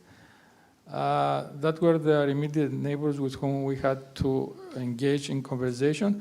And even with Turkey, we had a proposal, let's come and talk about the prospects of delimitation, and irrespective of the current situation, if the Turkish Cypriots could sit on our side when this engagement happened, maybe there was an opportunity.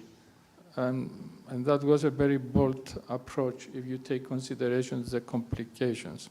So you see, prosperity, and if you have the right leadership in capitals and circumstances help, could give you some opportunities. And then it's up to the historian to judge why this went that way or other. Thank you very much. Thank you. Who doesn't love a good historian, right? Shall we mix things up and go to Violet next? Sure. So I'll start with China and the United States. So we can only wish good luck to the negotiators to reach an agreement, so we don't have to take sides, because that's another problem that the world is going to face. And we have to agree that if we have to go through down this route, it can have great repercussions. So I'm not going to choose sides. We're just really hoping that diplomacy will win. Regarding the diplomats and their role, I'm not a diplomat, but definitely at this point in time, I sound, that's very, very, we always hear this, but yes, building bridges and avoiding more wars, more conflicts, and bringing people together is the only way forward. Because, I mean, when the war starts, we never know when it's ending. This is what happened in Ukraine, in Syria, 2011, in Lebanon, in Gaza. So that's where we need our diplomats. And the last question, about the Gulf. So about the Gulf, I'm going to just mention few events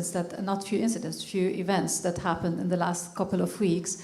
The visit of President Trump to Saudi Arabia, we had President al-Shara being there and meeting with President Trump. We have the Abraham Accord that's been very much on the table between the UAE, now Saudi Arabia. And nobody, I mean, we didn't mention the Iranian nuclear deal as well, and what's happening with the United States. So to answer the question regarding the Gulf, and from a Lebanese perspective, this is what we are very much working on, building bridges again, and with the region, with the Gulf. They were always supporting Lebanon. They were always helping Lebanon. And we are really hoping that this is going to succeed, so we get out of the isolation that we've put ourselves into. Thank you. Absolutely. Ambassador Faizi, I'm counting on you for some mathematical precision there. Well, you have put me on the spot. Times have changed, and I'll return to diplomacy, but times have changed since the joke of how can you tell an engineer from a mathematician?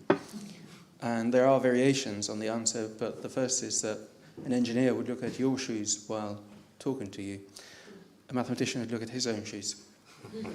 Now, I tried to move on, and I went into neuroscience, so I became slightly Cartesian about my thoughts. But you're right that the diplomat's role has evolved.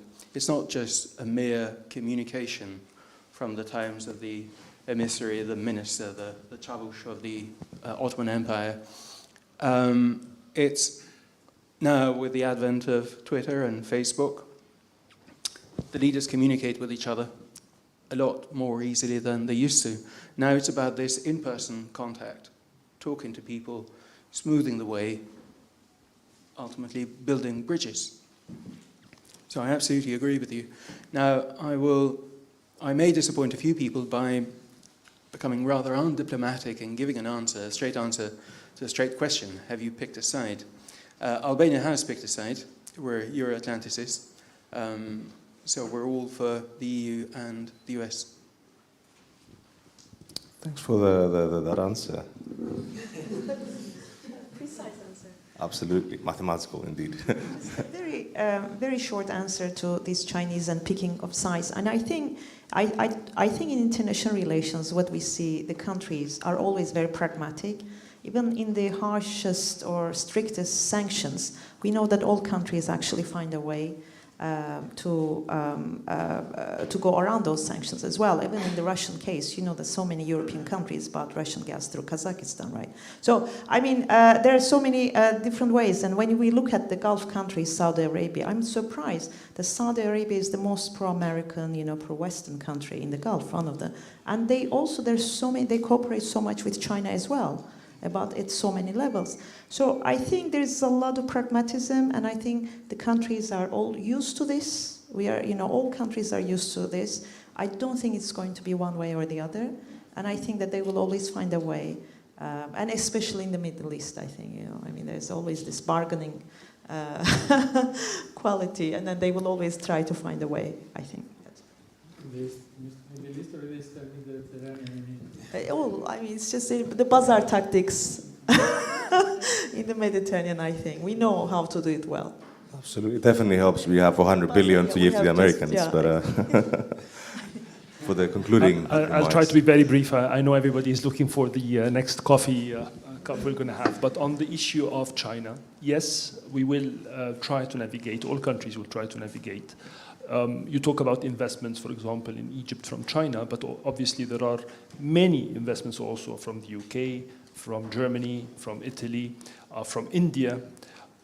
The point is, countries, and I've been part of some discussions also in different fora and maybe in different countries, within the African group, for example, where African diplomats would be asked about their choice of Chinese financing. And the response that they give is, but what is the alternative? Are you ready to stand and fill the gap if we stop that finance? So sometimes countries might not have a choice but to take whatever is there. And some other countries have their interest and needs served by having this combination, and we are open to everyone. But I think it's not only about navigating, because when you have certain collisions in the world, and obviously you're talking about maybe, hopefully not a very big collision, all countries in the world suffer and pay a price. The war in Ukraine, for example, where you had many players in the world involved, we've all suffered beyond belief in terms of energy prices for my country, in terms of wheat prices for Africa, in terms of availability of wheat. So it is not only standing by and watching. I think it is very important. That's part of the change in the world, that countries are not doing enough efforts to prevent wars, to try to make sure that we can work and cooperate together. And we need each other even more. Regardless, we call it globalization or regionalization, the world is very much connected today. In terms of diplomat, and obviously we are very proud of our own profession, but I think, and I was mentioning this before we started today, the most important thing I took from my 32 years of service, serving in 5 different countries in Europe, in America, in Asia, in the Arab world, and coming from Africa as well, is that the commonalities between us are much, much more than what keeps us apart. But it's only politicians and media, when they focus on the differences, And then we see these confrontations. So I think diplomats' role are still very important. When we serve and live in one country, we understand that country much better, and we are able to communicate back to our own capital how decisions are being made and why certain decisions are being made, hoping to build these bridges. And it's not only that. Sometimes when relations between countries are flowing, also you need diplomats to make sure that you put certain breaks in terms of the different dimensions of that relationship.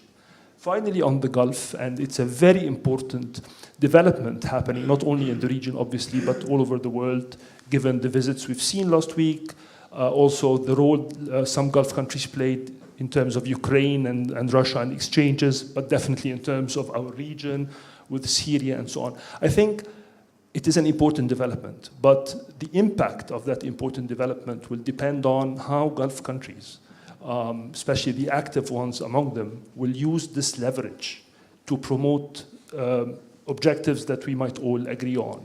If this is used in the right way, because obviously they do have leverage that is lacking in many, many quarters of the world, and here I'm even talking probably about Europe, where I don't think that you would have the US president coming and getting the same kind of offerings he got last week. So it is an important development. We hope, and we should be also doing our role in terms of our discussions with these countries to make sure that they can use that leverage to make the region and the world a better place.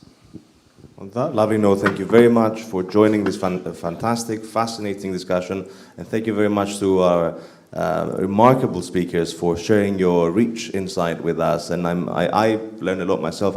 I hope this has been the same with everyone in the panel, and I am very much hoping to see you all in a future Cyprus Forum session. Thank you. Please join me in applauding our speakers.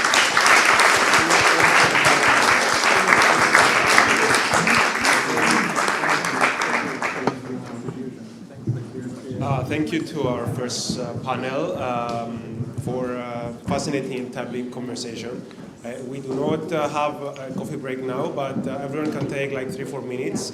Let's continue at 12, so in 3 minutes sharp, because Christos, one of our panelists, needs to go at 1 o'clock. And I will now present the next panel, and the panelists please come to the stage. The second session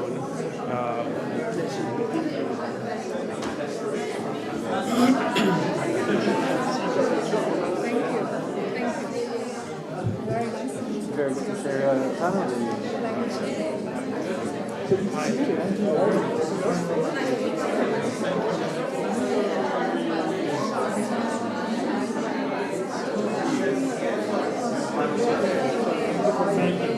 appreciate that.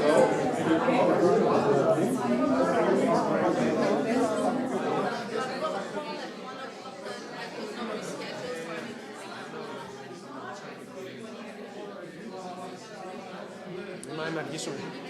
Όχι, πρέπει να φύγουν μια-δύο panelists, πρέπει να φύγουν η ώρα μια. So everyone, πρέπει να φύγουν η ώρα μια-δύο panelists. So. Όχι, όχι. Ναι. So everyone, please take your seats. We need to continue because 2 of our panelists need to go at 1. So you'll have a coffee break at 1 and then a lunch break right after. So I'm going to present our next panel, which... ναι. Επειδή πρέπει να φύγουν ο Χρήστος, δεν μπορούμε να το...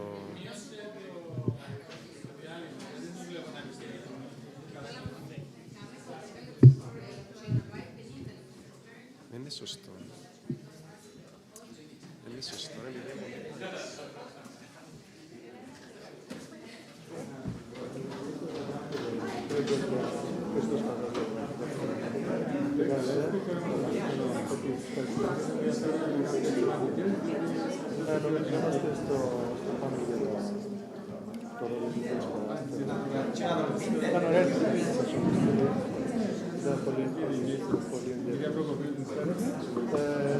The panelists, you can take your seats.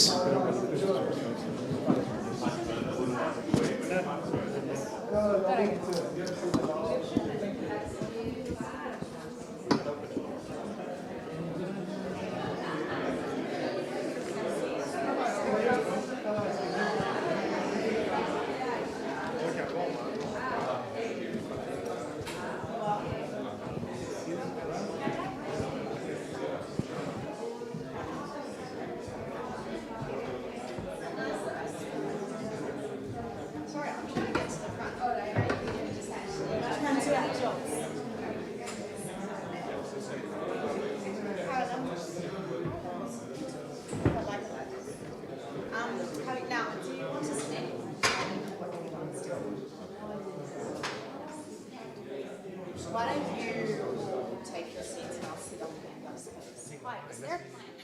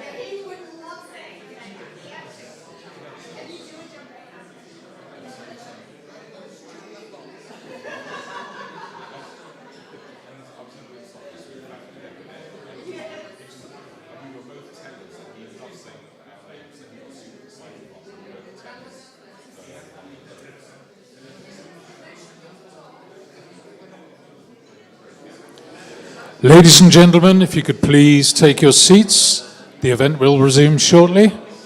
Ladies and gentlemen, please take your seats. The event will resume shortly.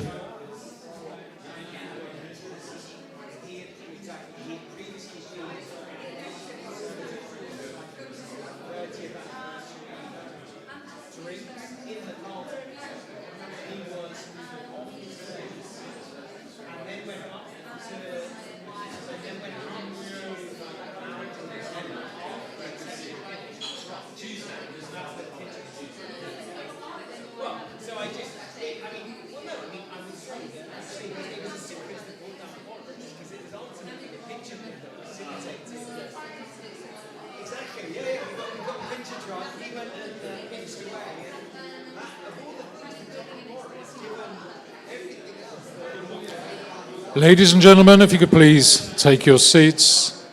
Please take your seats. The event will resume.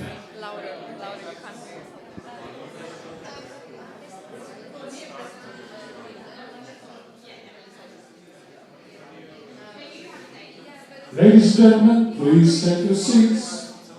The event will resume shortly.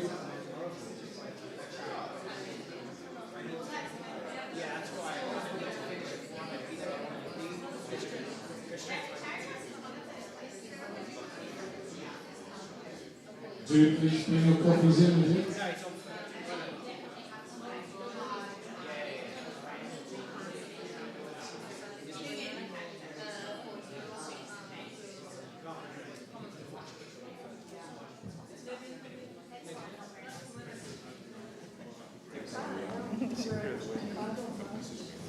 Oh wow, this is a really clear. Wow, don't take it first. Yeah.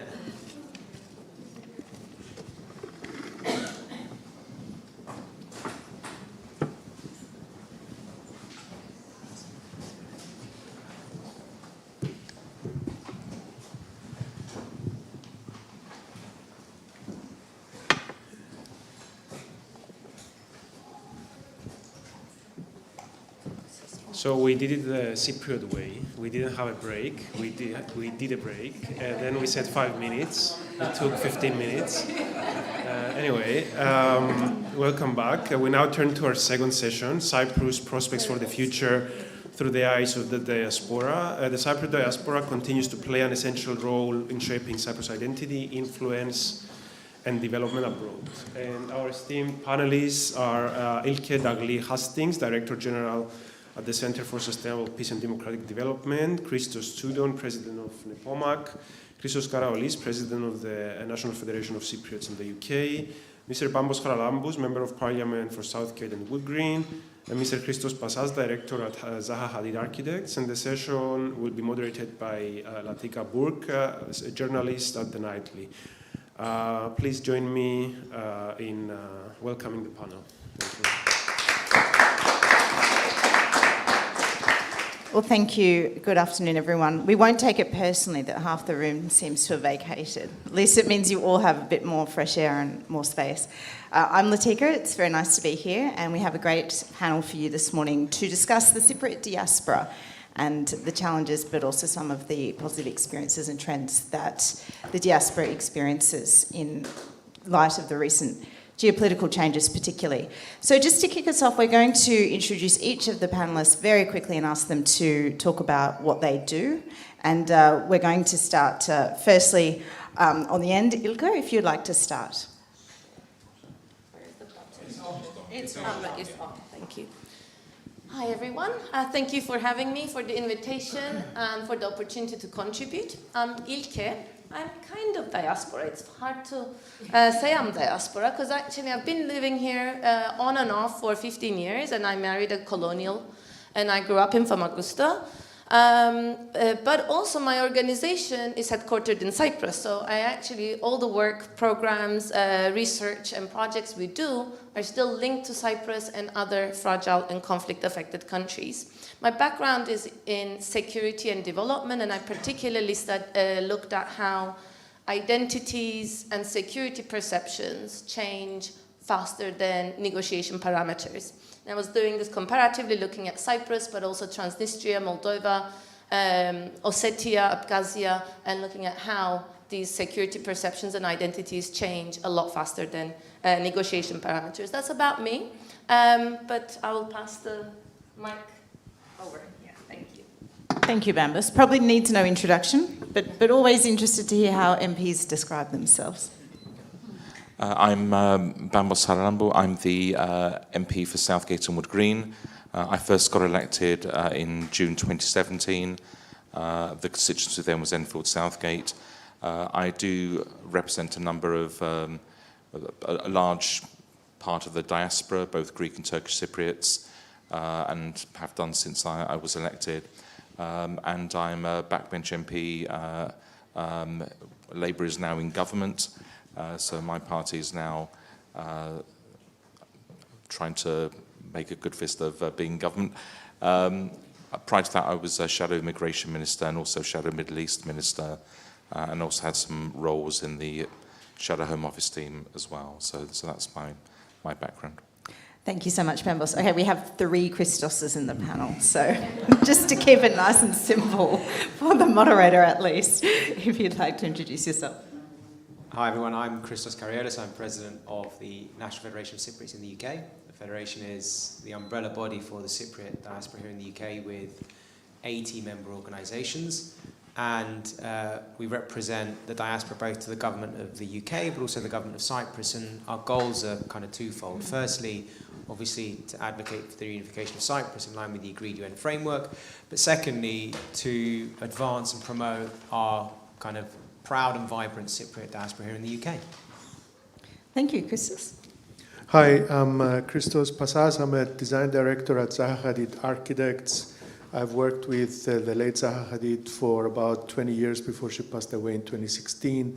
I've been at the forefront of development of cities and architecture around the world. I've worked in China, in the Middle East, extensively in Russia and the former Soviet republics, and also in our beloved Cyprus for an extensive amount of time.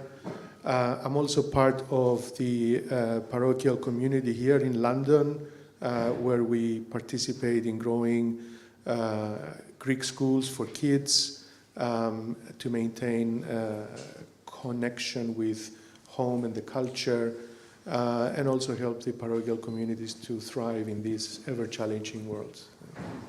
And Christos. Hi, I'm Christos Chutin.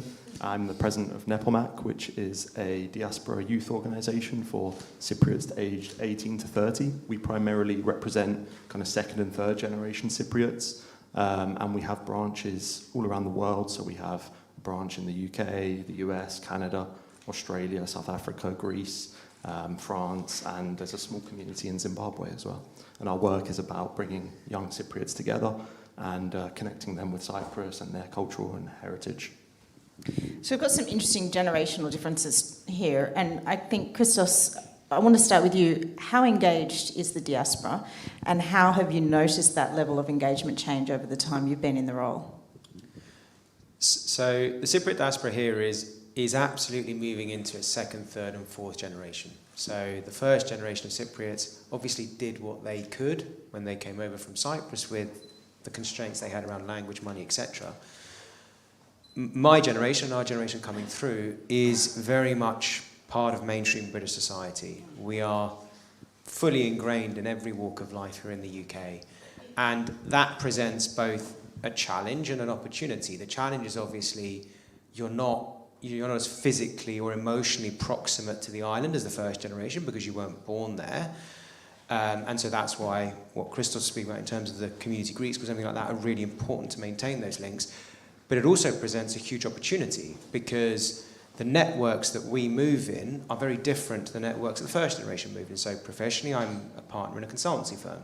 So I deal with CEOs, CFOs, etc. So your ability to actually raise awareness and advocate for Cyprus is exponentially greater than the first generation because of the networks you move in and because of the background that you have. So actually the challenge for us as a federation, as a community, is how do we maintain those links back to the island and that passion and that pride for Cyprus amongst subsequent generations. And, you know, from what I see, my generation does remain proud of Cyprus, and don't, I wouldn't misread the fact that you maybe don't see hordes of people parading themselves around as a lack of interest or excitement for Cyprus. People are passionate in their own way. Con over there's a great example. He'll be on the next panel. But, he's deeply passionate and proud about Cyprus and, has a fantastic job at Bloomberg. We have really great examples of people who, when they need to, do stuff for Cyprus. They might not be there everywhere all the time, but when they're needed, they are around.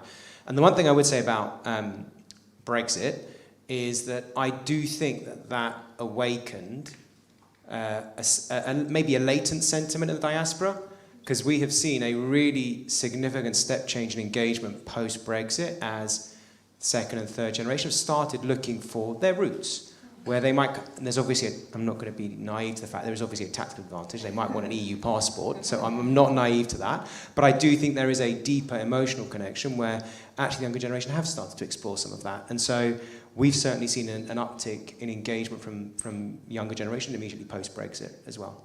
Yeah, fascinating. Christos Pastos, I would love to hear from you, your story. You're a refugee. Maybe you could talk to us a bit about some of those distinctions that Christos was talking about, how you have found the changes in the diaspora and also your own, I guess, relationship with the diaspora and your own view about how you are a shepherd of this and a custodian of this. So thanks for asking the question. I think, like so many other Cypriots, being a refugee in today's world is a very interesting experience to try to have humanistic and first-hand sort of empathy for what is going on in the world so extensively. But also becoming a refugee, I think in my 50s now, beginning to realize that the loss of home, especially at a very young age, is a very kind of drastic effect that forces you to develop survival mechanisms that are not perhaps embedded in everybody. And I think that gives you also a different sort of relationship to the world. Through my work with Zaha Hadid Architects, we have had, after many years of working internationally and exploring ideas of what a new world could be, I think we are now, I'm going to try to loop this all together because for two reasons. First of all, the previous panel spoke from a very multilateral point of view, but always within a geopolitical framework. I think there is also another layer of conversation that needs to be had, which is the identity politics that goes beyond kind of the interests of countries, capitalist interests, but go beyond to how we identify ourselves. And then there is another level, I think, which is beyond identity that we need to start exploring as humanity. But altogether, I think we live in a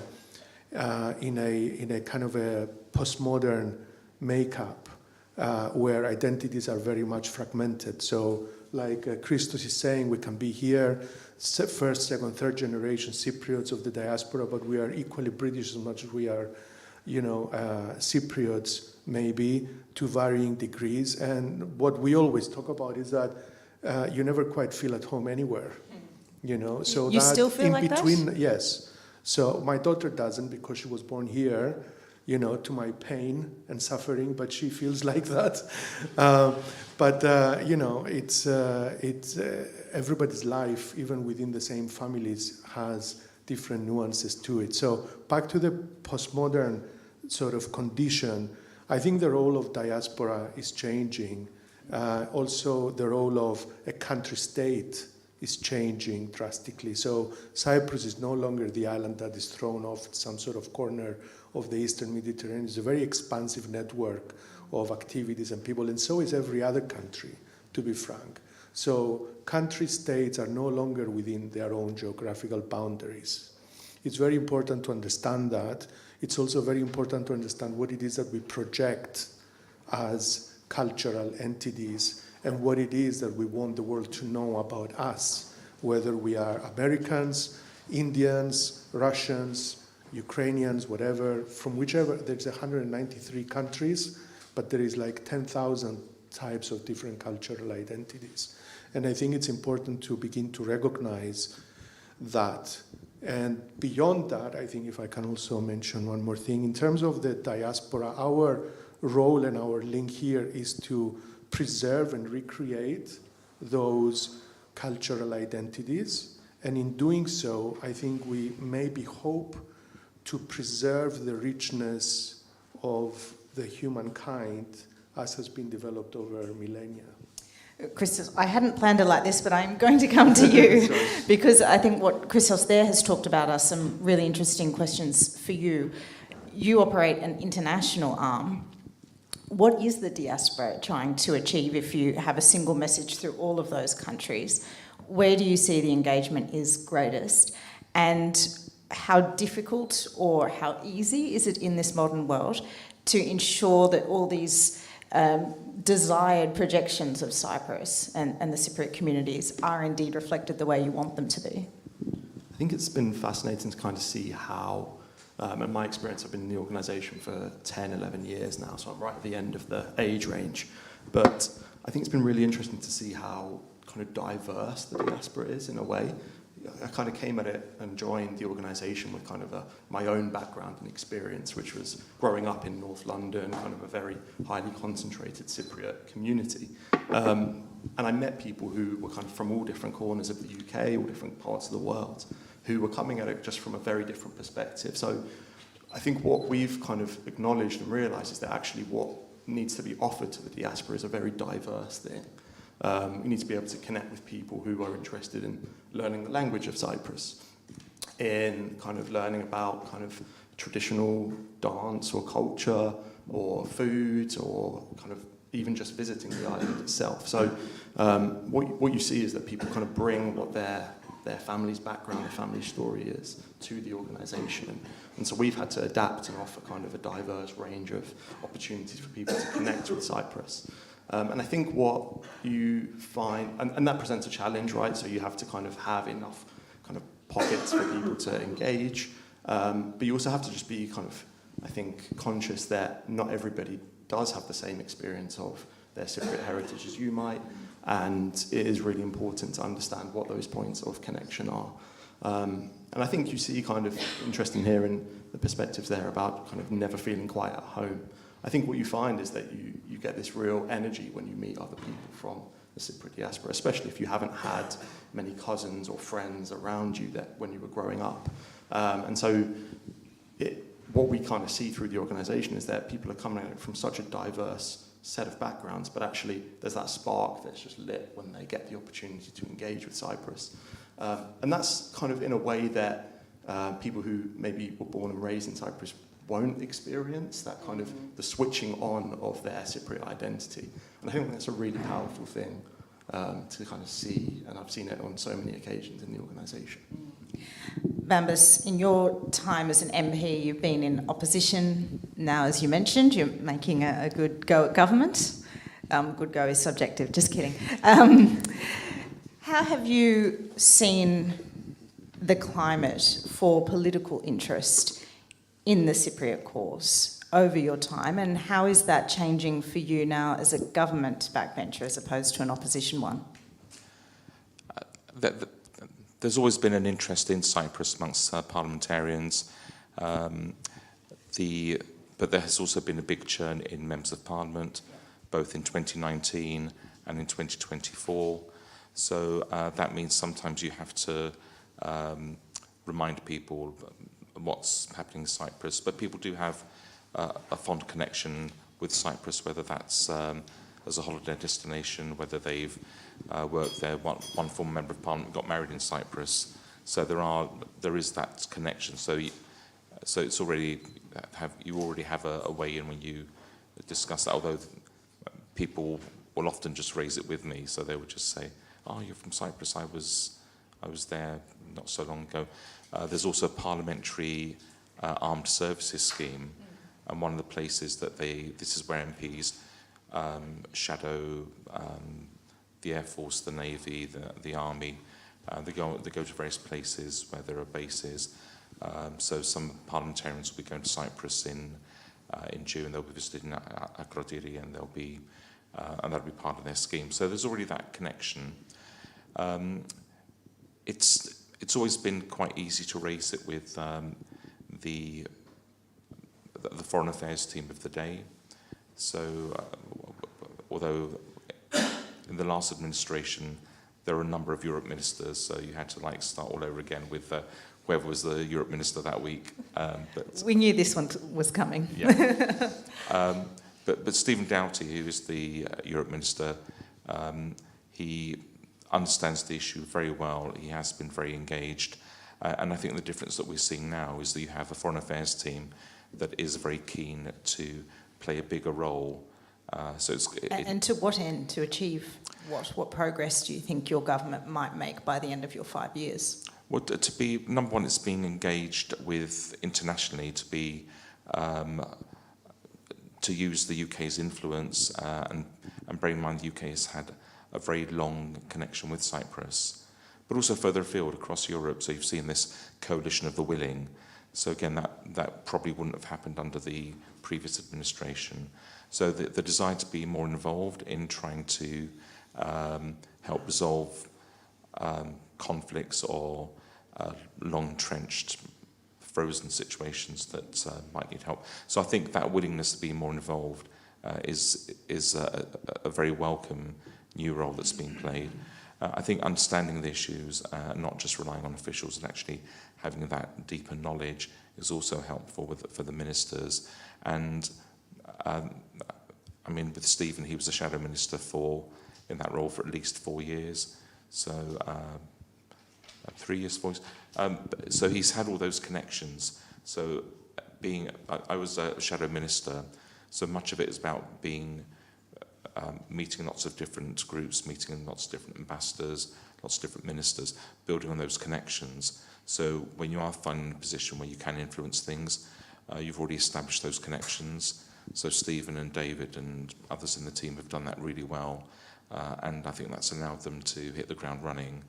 So that does make a big difference. So I think you will see the UK playing a very delicate but helpful role in trying to resolve issues. Can I be, yes, please. Can I be more explicit than Bambos maybe wants to be? And given I know we have Matthew here from the Foreign Office team, our expectation from the UK is that actually it does get Turkey back to the negotiating table on the agreed UN framework, that actually it plays an active role in terms of getting us to a solution that is fully in line with the UN framework, that kind of ends the kind of guarantees and foreign troops on the island, because the UK has a strong interest in the island and what happens there. So I'll be a little bit more direct than Bambos, but that's our expectation. That's the ask. How confident are you that there will be progress made on that? Look, I mean, I think it's going to depend on a couple of dimensions. One, there's now there's an EU envoy as well. So the EU envoy has a really critical role to play because a post-solution Cyprus is going to be in the EU. So the EU needs to be at the table during the talks. And so if we can get the EU involved, if we can get Turkey back to the table on the agreed UN framework, and what President Christodoulidis is doing in terms of positive incentives to get Turkey back to the table, it is the right outlook. That can be reinforced by the UK as well, right? The UK is going to be talking about a trade deal with Turkey soon. There's going to be something that, in the same vein as the EU is looking at positive incentives, the UK could be doing the same. So really it hinges on getting Turkey back to the table. If we can do that, and the UK has a critical role to play, then there should be an alignment of incentives that get us there. I recognise there's elections in the north that are due soon, so that's a whole different kettle of fish that we need to deal with, but that doesn't absolve anyone of their responsibility. Ilka, I don't know if you want to take this one specifically or anyone else on the panel, but if you're sitting in the Foreign Office right now, you're not short of things on your plate, and you're certainly not short of conflicts that are a little hotter to deal with right now, here today. How much do you think Cyprus gets a look in this climate? Thank you. That's a great question. And I think it builds on to the first panel as well, because I think at the first glance, Cyprus is a comfortable conflict, right? In the bigger scheme of things, it's a very comfortable conflict, relatively. maybe less comfortable for Turkish Cypriots. But what the previous panel kind of concluded that I think is really valid to this question is that stabilization is not charity and is strategy. And Cyprus is a fertile ground to do stabilization for the region and for Cyprus itself. Cyprus needs to play a bigger role serving stabilization in the region that it's sitting in, because it is safe, because it has come a long way in peace building, in people-to-people contact, in civil society strengthening. I work a lot in Moldova. And when I go to Moldova and see the peace building, where the peace building stage is with Gagauzia, with Transnistria in Moldova, is 20 years behind where Cyprus was. We've got a lot to export in terms of what we learned. We have a lot to pollinate. And I think we have not fully capitalized on that knowledge, on that experience, and how far we've come. Because we also fall into this despondent trap that nothing is changing or everything is still the same. Maybe at the outcome level that we have not signed an agreement, but a lot has changed. And I grew up in a Cyprus where we couldn't cross. I grew up in a Cyprus where I couldn't travel outside. And in terms of people-to-people contact, civil society, in terms of how our perceptions of each other and of identities and what it means to do peace building has changed a lot. So I think if we consider stabilization a strategy, then Cyprus should be very central to that, because it's not only for Cyprus, but it's what Cyprus can do and deliver for others too. You know, that's such a good point, because we rarely hear about conflict zones offering things to other people. It's always presented as the drag and the burden on everybody else. That's a very, very good point to have raised.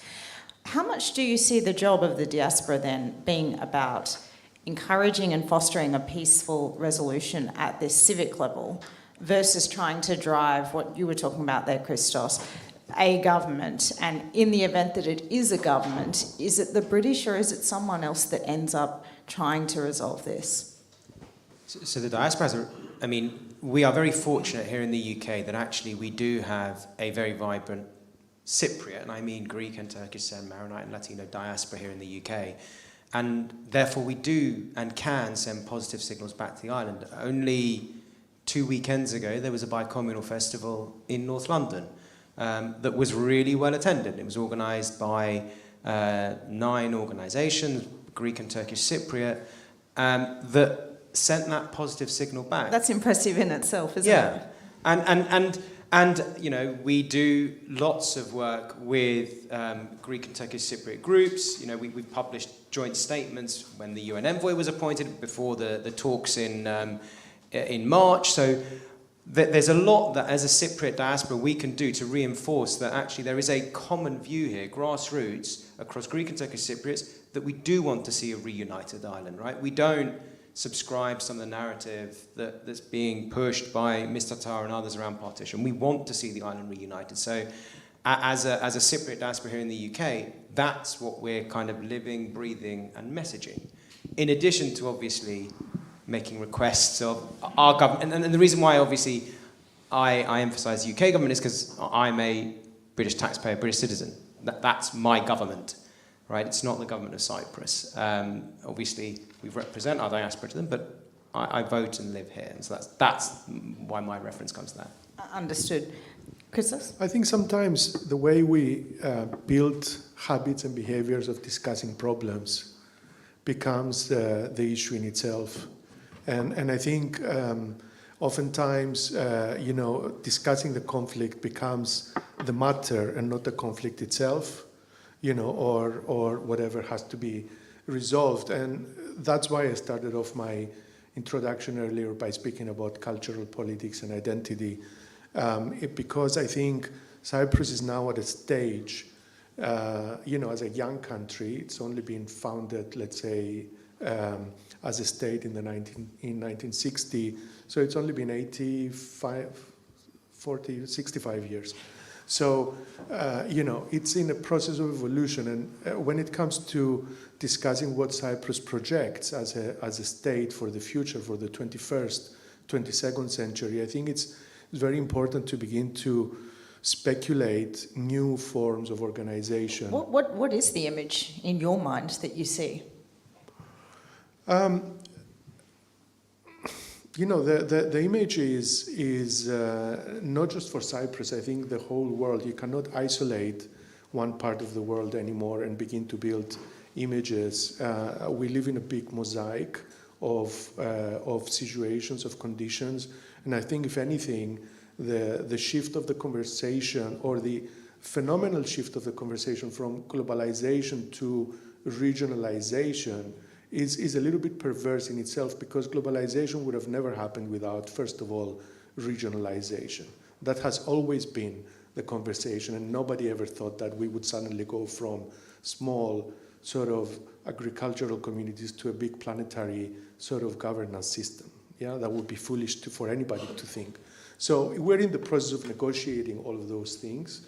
And I think when it comes to the matter of Cyprus, that negotiation is also quite pertinent, because it becomes a pressure cooker of experiments, all these conversations of what a potential future could be, not only for Cyprus, but generally for the region, and most probably also for the world, because the conditions of, let's say, conflict, I use the term very loosely, are so interesting, mathematically, politically, culturally, etc. It becomes almost like a kind of an unsolvable problem which needs an elevation to a next level, to a higher level, to be able to see it and resolve it properly, you know. Bambas, at your level, when you're dealing and raising Cyprus, is it an intractable conflict? Is it the frozen, comfortable conflict? Is it something you see that has the opportunity to progress within, say, a first term of a Labor government? And is it something that you even see Britain leading here, using trade deals with Turkey as potential leverage?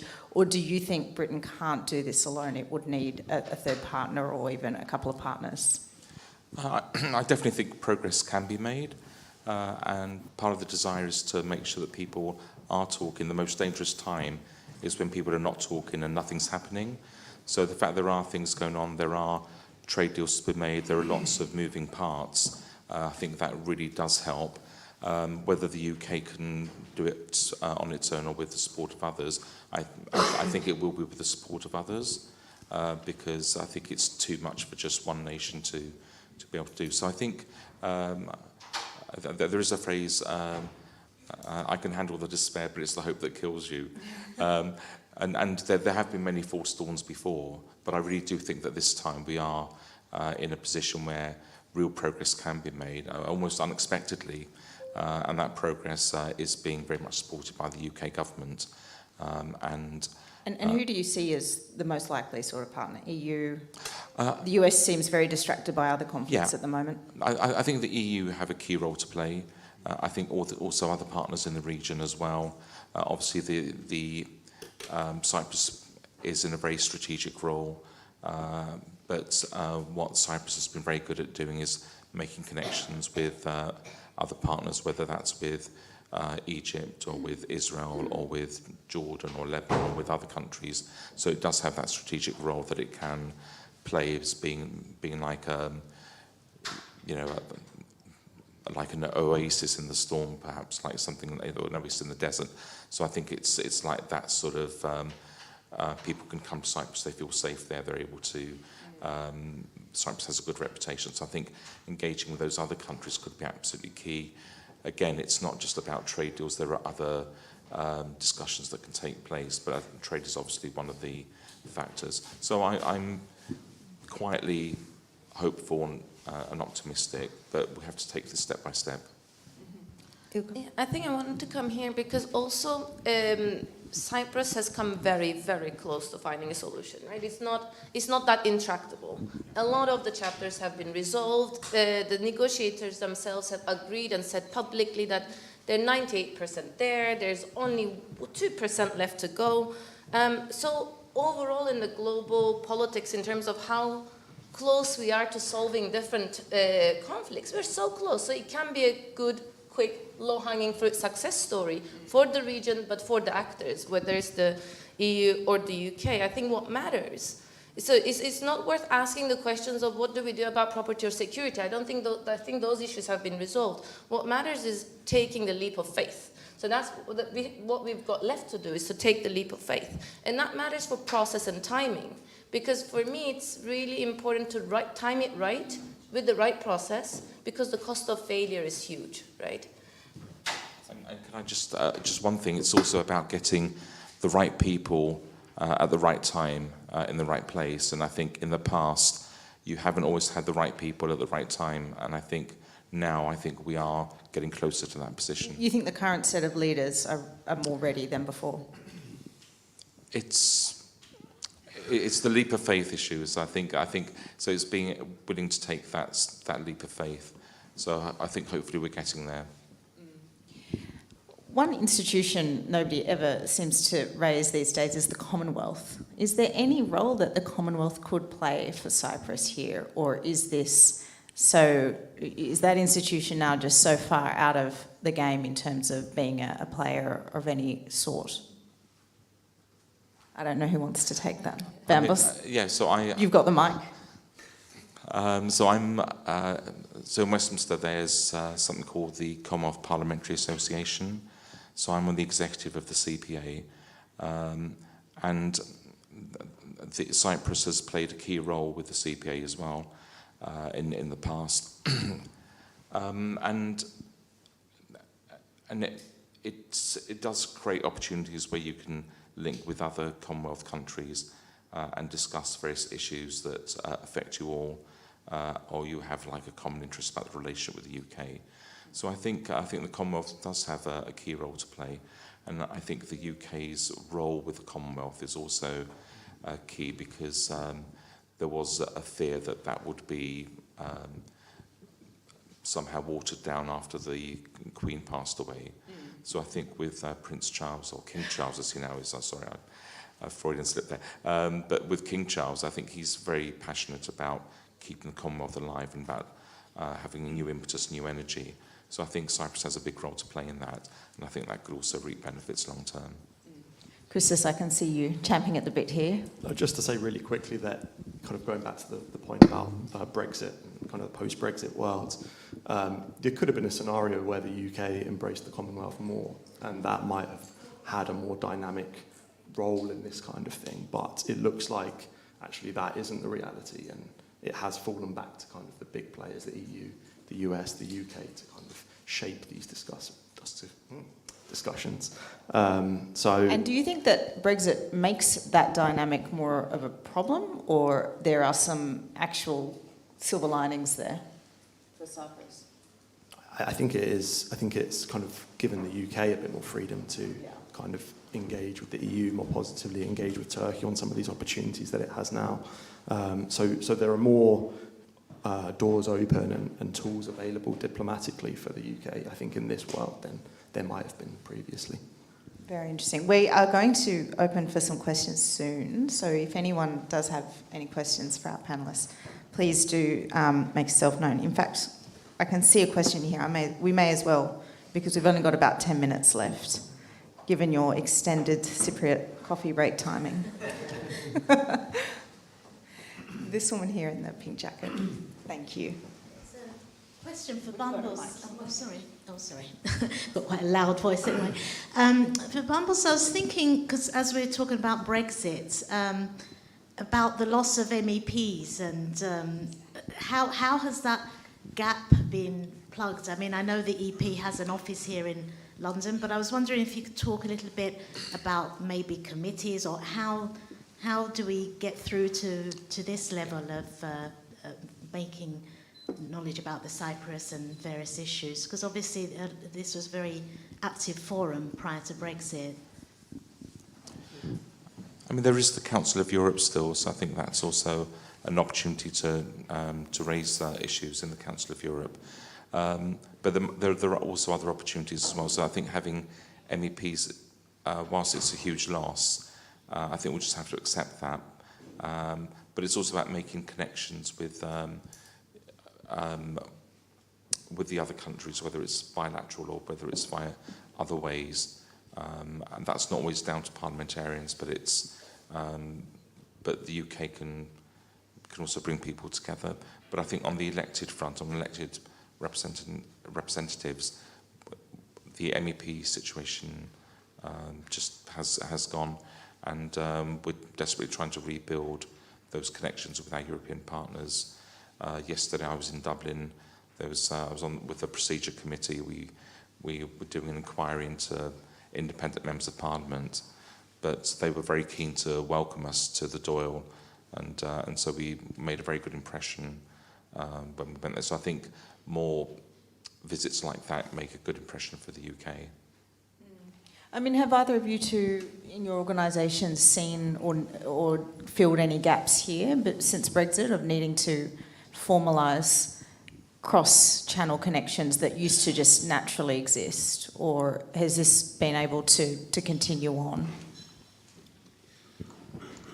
I mean, in reality, at an organisational level, not really. I mean, we obviously have sister organisations in different countries. Likewise, you know, we have sister organisations in France and other countries in Europe that we work with to kind of coordinate a message. But you just have to adapt to the new reality of post-Brexit, right? So that's what we're working with. And you found it organically just continuing on those relationships? Yeah, absolutely. It's and if anything, it's meant that, probably much to Bambos and his parliamentary colleagues' annoyance, we've doubled down on parliamentary engagement. So hey, every cloud has a silver lining. More targets on your back, Bambos. Do we have any other questions in the room? Yes, this gentleman here. Thank you. Thank you very much.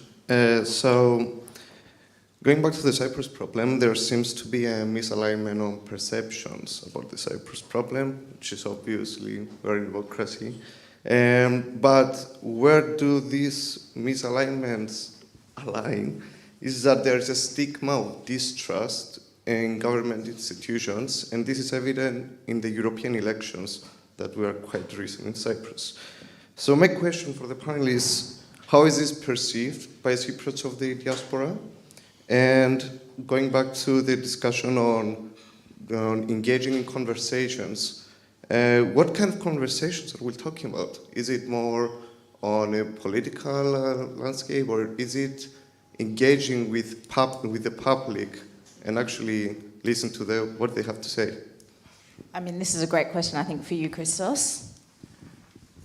Yes, I think, so obviously we've talked about kind of political will and the role of leadership there, and I think that's kind of the most important factor. So, and I don't think that's something that can really be solved through the diaspora, apart from through that pressure on the British government to play a more positive and active role. But in terms of kind of the experience of the diaspora, I think there is something there that can be learned in Cyprus. So I mentioned that I grew up in a kind of highly concentrated community of Cypriots in North London. And what you find there is that in my school there were Greek and Turkish Cypriots, and it wasn't a major issue at all. There weren't tensions. There were the same friendship groups. You'd play football together. You'd kind of socialise, and it showed that there is a clear community, and we're talking about Bambos' constituency very much here, where you don't have those people-to-people issues, and you see that the value of kind of the day-to-day interactions. And the question is kind of what makes that successful in London?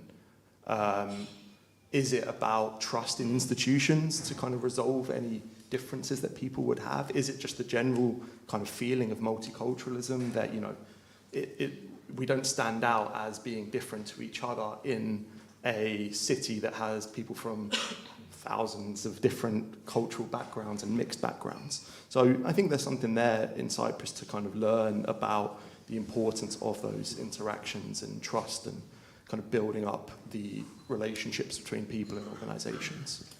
Look, I think this is a good question for you too, because there's this distinction between, are we pressuring politicians or is it at the civic level? And you do a lot of work at the civic level. Yeah, I think it's several things I wanted to kind of maybe separate out on the civic level. One, yes, we do need more dialogue. And that dialogue and contact theory works, right? We know contact theory works everywhere in the world. The European Union is a good example of this. But dialogue needs to be structured and focused. Otherwise, people feel their times are being wasted, they don't get the feedback, or they get more fatigue than apathy. But for contact theory and dialogue to work, we need structure, but we need consistency, frequency, and meaning. Right? If the consistency of dialogue is on and off, and if the meaning is, there's no structure and meaning to it, and no feedback loops, and it's not frequent enough, it stays exception to the rule. And exceptions to the rule do not help us progress. So I think when we think about dialogue, we need to think about mechanisms for that dialogue. It's not about putting people in a room to get them talk about something and then go home in their busy days. Are we talking about question time that UK does really well? Are we talking about civic assemblies? What kind of structured mechanisms can we build for meaningful or even dialogue? cultural points, yes, which I think can be some of the most powerful. The Olympics is a good example, right? Absolutely, and I think this is what you were saying, Christos, at the start, right? We've got wider networks now, in Cyprus and outside of Cyprus, and wider occupational networks. I think we sometimes fall into this repetition habit of doing peace building literally. And we do peace building by talking about peace. I don't think that's how we need to do peace building, by talking about peace. We can do peace building occupationally. I think one of the best peace building efforts in Cyprus that succeeded meaningfully were the tattoo artists and the jazz musicians. And I think occupations bring commonalities and common denominators without politicizing, which has become a tainted word, and many people shy from it when we politicize peace like that. Thank you. That was a great comment. If I may, I would like to go back to the question that the gentleman asked and follow up on what you're saying on the communication and the contact. I don't know if it's about formalized dialogue or whether it's about organic dialogue. I have a lot of Turkish Cypriot friends. I worked with some of them, Safet Bekiroglu and others, who live now and work in Nicosia. And I think getting to know people on a personal level absolutely eliminates a lot of the posturing and the conversation formalisms that get embedded with institutional talk. And I think, where does that happen? Civic talk, of course, is a very important place or format. I think, our project in Nicosia, Lefteria Square, was a project that was predominantly for getting space, public space, for people to be able to go in and to engage. And it's not just community differences that we have to bridge, it's also differences within ourselves that we have to bridge to be able to get a better awareness and a better understanding of what we are. So public space is very important, building parks, building the spaces where people go there with unfettered interest to be able to discuss and converse and get to know each other. So bottom-up politics, very important in this case, and I think the diaspora can help in that because it has first-hand experience in doing this in the UK very, very successfully, but also on the island and in social media and elsewhere to build places where people can actually meet and talk on a humane level. So the future is about sustainability. You asked me before, I failed to answer it successfully. It's about greenness, it's about inclusivity, most importantly about justice and personal integrity, and I think if we can get those things right, I think we have a lot to say for ourselves. Okay, well, we have to wrap up, unfortunately. We've run out of time. So if you could all please thank our wonderful panelists for that great conversation. I really enjoyed it. And please don't go anywhere. You're all moving to your next session immediately. So no extended coffee break this time. Thank you. Thank you, everyone, for another great discussion. Our final discussion of the day. I'm going to make it very quick.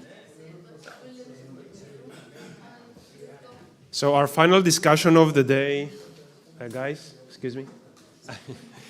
Our final discussion for today is titled Recalibrating UK-EU Relations in a Shifting World. As the UK and the EU redefine the relationship post-Brexit, Cyprus, as the incoming presidency of the Council and a committed EU member with long-standing ties to the UK, looks forward to a future of cooperation, strength, and enduring partnership. Let me welcome our panelists, Pedro Serrano, European Union Ambassador to the UK. Anna Koukidis Prokopiou, President of the Politia think tank. Anastasia Dimiski, Research Officer at the Hellenic Observatory at LSE. And Konstantin Kodzias, European Director of Bloomberg. And moderating this important discussion will be Professor Ian Beck from the London School of Economics. Welcome. Yes, thank you. Please have a seat here.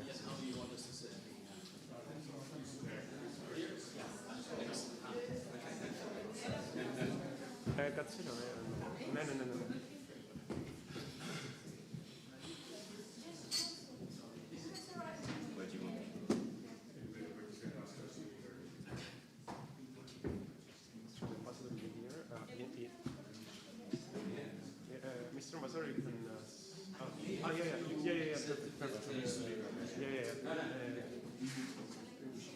Perfect. Perfect. I will remove this chair. Okay? I will remove. So we. I'll remove this. Yes.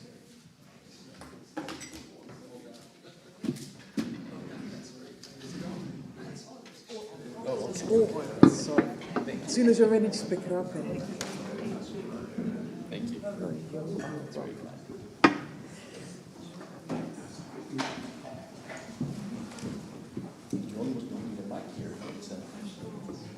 By the recording. Oh, yeah.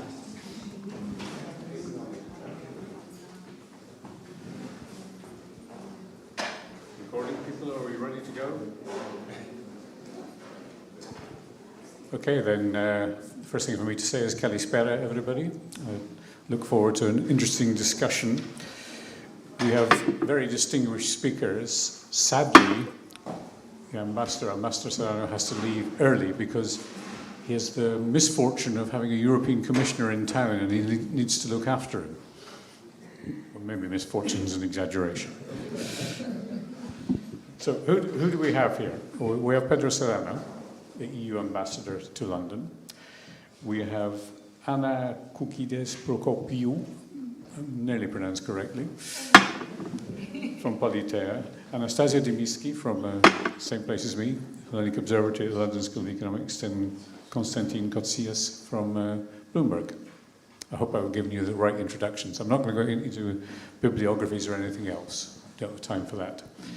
Our topic, according to the programme, is recalibrating EU-UK relations in a shifting world. I've rewritten it as an EU-UK reset with the subtitle Substantial, Limited or Overstated. So that's my initial provocation, just to make you think about all of this. 4 observations to begin. The first is that I would say that over the last 2 or 3 years, we've seen a definite improvement in tone in the relations. It started with the Sunak government, and I guess some of you recall something called the Windsor Framework, which was a success of that government, at least in diminishing the Northern Ireland problem. I think it's been accentuated since the Labour administration came to power, but sometimes the perception here is that there's still obstructiveness from certain EU partners, possibly not least the Élysée Palace, with France, as always, being seen as the obstacle to making change. Second major area I would call the security and defence nexus. We have obvious common concerns, but there is the specific UK issue of dealing with the small boats, where underlying a lot of the approach that the UK has made towards Le Continent is how can we get help in stopping the small boats. Second big area, market access. There's different ways in which market access is in the process of changing. The first, as an economist, I would say, is recognition on both sides that it's lose-lose. If you obstruct market access, both sides lose, and that's one of the legacies of Brexit. But they lose from non-tariff barriers. We're all embroiled in thinking about tariffs since a new resident moved into 1600 Pennsylvania Avenue. But at the same time, the EU's concern seems to me to be cherry-picking. The UK wants to do certain things. The the EU says, well, yes, that is cherry picking, or in Boris Johnson's terms, having your cake and eating it. And the third area I think is worth discussing is free movement. Scope for a deal. The EU wants a youth mobility scheme. The UK would like, certainly I would very much like, an end to these ridiculous passport checks where my new blue passport is nearly full after just 4 years because I have to be stamped every time in and out of Schengen. I've ended up negotiating with passport officers. Can you get more on a page? So I'm hoping that the ambassador will give us some good news about that happening sooner rather than October. So I'll finish with just four short overarching questions. In your area of interest, this is to the panelists, is this week's real deal real progress, or is it much too vague? Second, what would you propose to take recalibration, if that's our word of the day, further? Is the drift we see both here and on the continent towards populism something that's going further to damage EU-UK relations? And very open question, what happens next? And are you optimistic or pessimistic on this not so sunny afternoon? So, Ambassador, I know you have to escape, so I'll give you the floor first. I'm holding my panelists to 5 to 6 minutes each. In contrast, I understand, to the first panel, who overshot. Well, thank you so much. What a pleasure to be here in the Cypriot High Commission and to be discussing this in a very timely, at a very timely moment. And you said you gave us a few choices of how we describe what happened on Monday. I would definitely say it's substantial and a game changer. It is really a new chapter. Our leaders, both Prime Minister of the UK and President Costa and von der Leyen, referred to this as a new era in the relationship. And I will explain a bit what that means in practical terms and address some of the things you said. But it starts actually by acknowledging that circumstances have changed substantially in the last years. And if anything, Europe has to come closer together for its prosperity, for its security, for the defense of its values and democracy.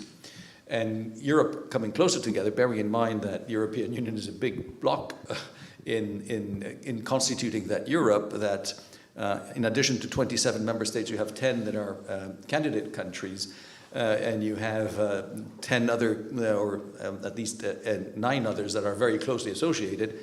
Then it's about strengthening the relationship with the UK. And the UK is not any member. It's one of the key states in the international community, permanent member of the Security Council, G7, an important military capacity, industrial capacity, know-how, universities, everything. So having a strong relationship with the United Kingdom is important for the security, for the prosperity of Europe, and for the UK. Being within Europe is vital. UK is part of the ecosystem of resilience of Europe's system of resilience, built mostly around the European Union, and most of its trade is with the European Union. 47% of the trade, goods and services of the UK are with the EU, 16-17 with the US, 6-7 with China, and it goes down. So one with India. You said it. So the importance of trade with the and therefore reducing, eliminating hurdles, non-tariff barriers, as we're saying, Ian, very important in order, and will have a direct consequence for the EU. So part of what has been agreed is a vision for the relationship that takes into account the change of circumstances, a roadmap for the implementation of that vision, which needs to unfold in the chapters of security, defense, prosperity, and there are quite a few chapters within prosperity, people-to-people contact, and so important areas, and then finally a finalized agreement on creating a secure defense partnership. On the narrative side and vision side, this has been declared a strategic relationship. On concrete issues, apart from the SDP, which has concrete elements in terms of the not only enhanced cooperation between Foreign Office and the External Action Service and regular meetings, between Foreign Secretary and High Representative and all the different elements within their departments. There's also the opening of crisis management missions and operations participation to the UK. And what is, I think, of greater interest and relevance at this stage is the possibility for the UK to participate more fully in some of the financial instruments that the European Union is deploying, not least the SAFE, Security Action for Europe, it's called, which is a credit facility of up to 150 billion euros for joint procurement and defence. With the Secure and Defence Partnership, the UK can already participate in joint procurement. By the way, the SAFE regulation was adopted yesterday, so all this is going quite speedily. But it also opens the door for additional and UK companies based in Europe can participate in those projects. It remains to have another agreement that you could not enter into if you did not have a security and defence partnership that will open also further participation to UK companies within the UK. So I think that's a very substantial element. But there are more substantial elements. And by the way, if we hadn't looked at all this in its as a group of actions that we want to undertake, it would have been practically impossible, in my view, one action or in one sector, one agreement after another to advance. We needed that common vision to make progress. On economic side, we have agreed to, and this was a major point for the UK, an SPS agreement. If you take into account a sanitary and phytosanitary agreement for the export and import of agri-food, 60% of UK's exports in agri-food go to the EU. We have an agreement, and this will eliminate certificates, basically red tape, which means that products will be able to transit freely between the UK and the European Union. We have agreed on fisheries. Again here, and I see the press how it portrays it in, I would say, not a very fair way. Now, this is reciprocal access to waters, so British fishermen and women can fish in EU waters and vice versa. EU fishermen and women can fish in UK waters, but it also guarantees the openness of the EU market to UK fisheries. And if you take into account that 70% of what is caught is sold in the European Union, I think, and that we have rather a turbulent trade international environment, having the guarantee that that market is open for British fish for the next 12 years, it's not a meager thing. There are more things. Energy, and this is a very important one as well, the openness to the UK of the electricity market of the European Union. The UK has a lot of potential in renewables. Having the possibility to join that European market will be a great incentive for investment and will help also lower prices, increase energy security, both in the UK and the EU. So again, a win-win situation. And of course, in terms of economy, I should have mentioned, I should have added that defense industry is going to be a great source of investment, job creation also in the next years. And again, so not only from the defense angle, but also from the economic angle, it makes a lot of sense. Security, migration, I think you referred to that as well. Enhanced cooperation on migration in many different aspects, but I know I'm running out of time, so I will not go. And I did want to mention before you cut me off, the people-to-people contact. This is seen as an EU ask. I think, again, wrong. Everywhere I go to in the UK, I get not only groups of young people, universities as well, saying, are we going to rejoin Erasmus and wanting to rejoin Erasmus? And young people and groups and civil society organizations saying, we would like to travel to the EU. And it's just for traveling, studying, working, whatever.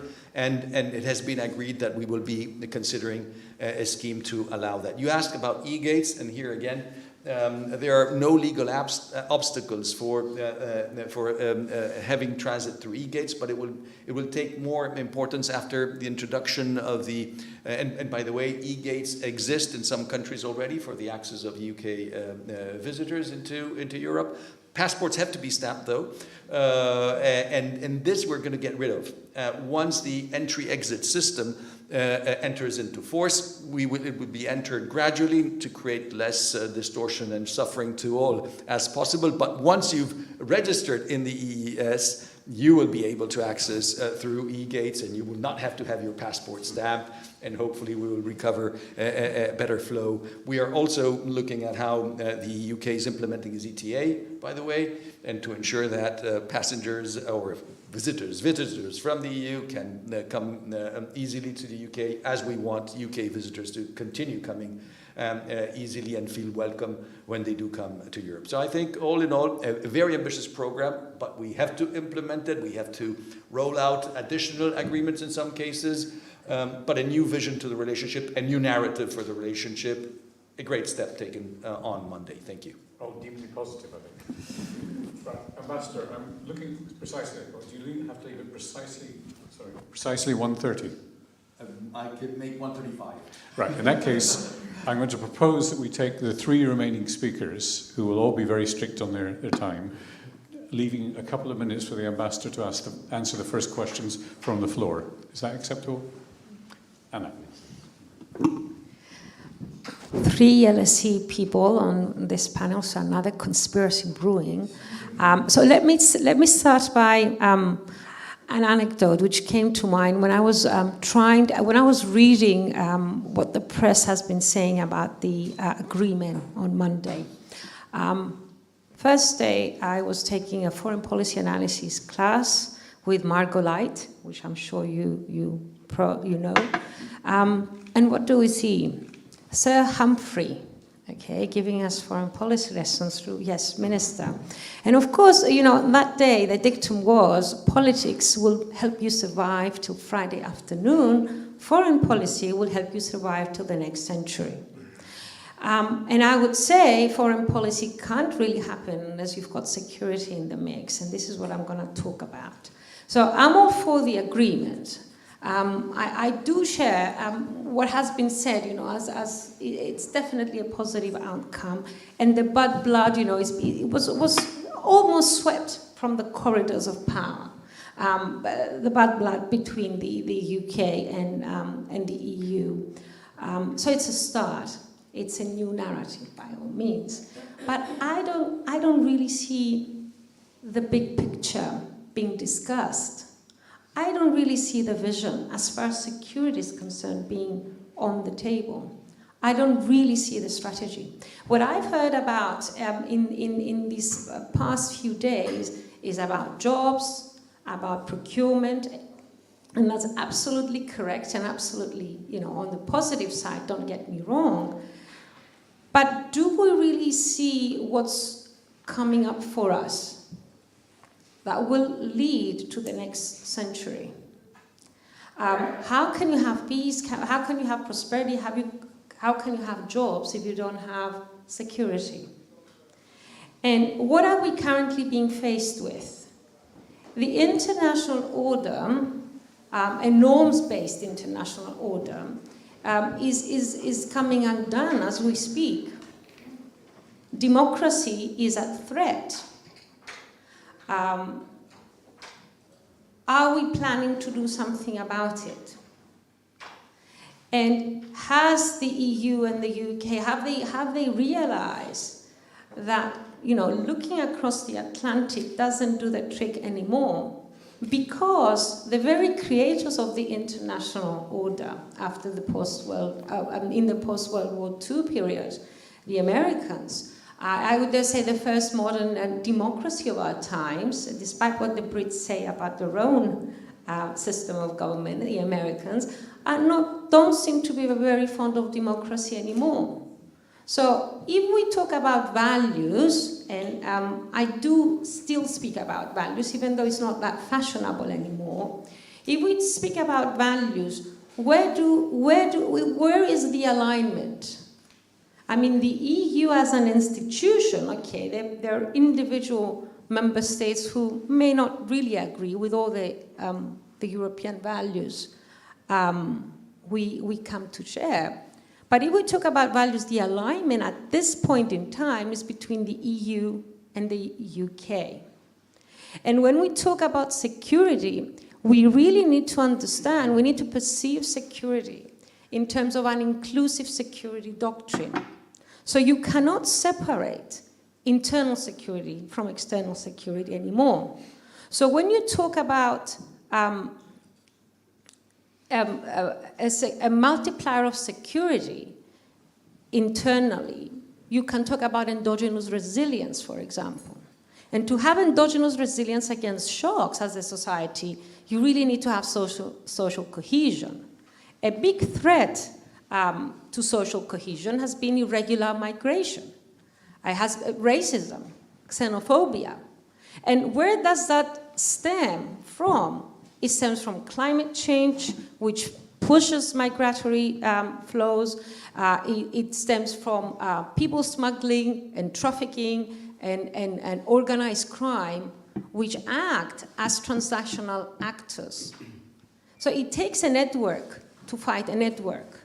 And I haven't seen at all in the discussions about the future, the unfolding future relationship between the EU and the UK, this kind of discussion about security in that term, that the UK cannot be safe, cannot be secure, unless it makes, unless there is a solid foundation to its relations with the EU, and the same is reciprocal. So this discussion has been missing, I think, from the narrative. It is something that personally worries me. And in my mind, things can only get worse before and if they get any better. So when we talk about an EU and UK deal, is all good, all the things that are on the table.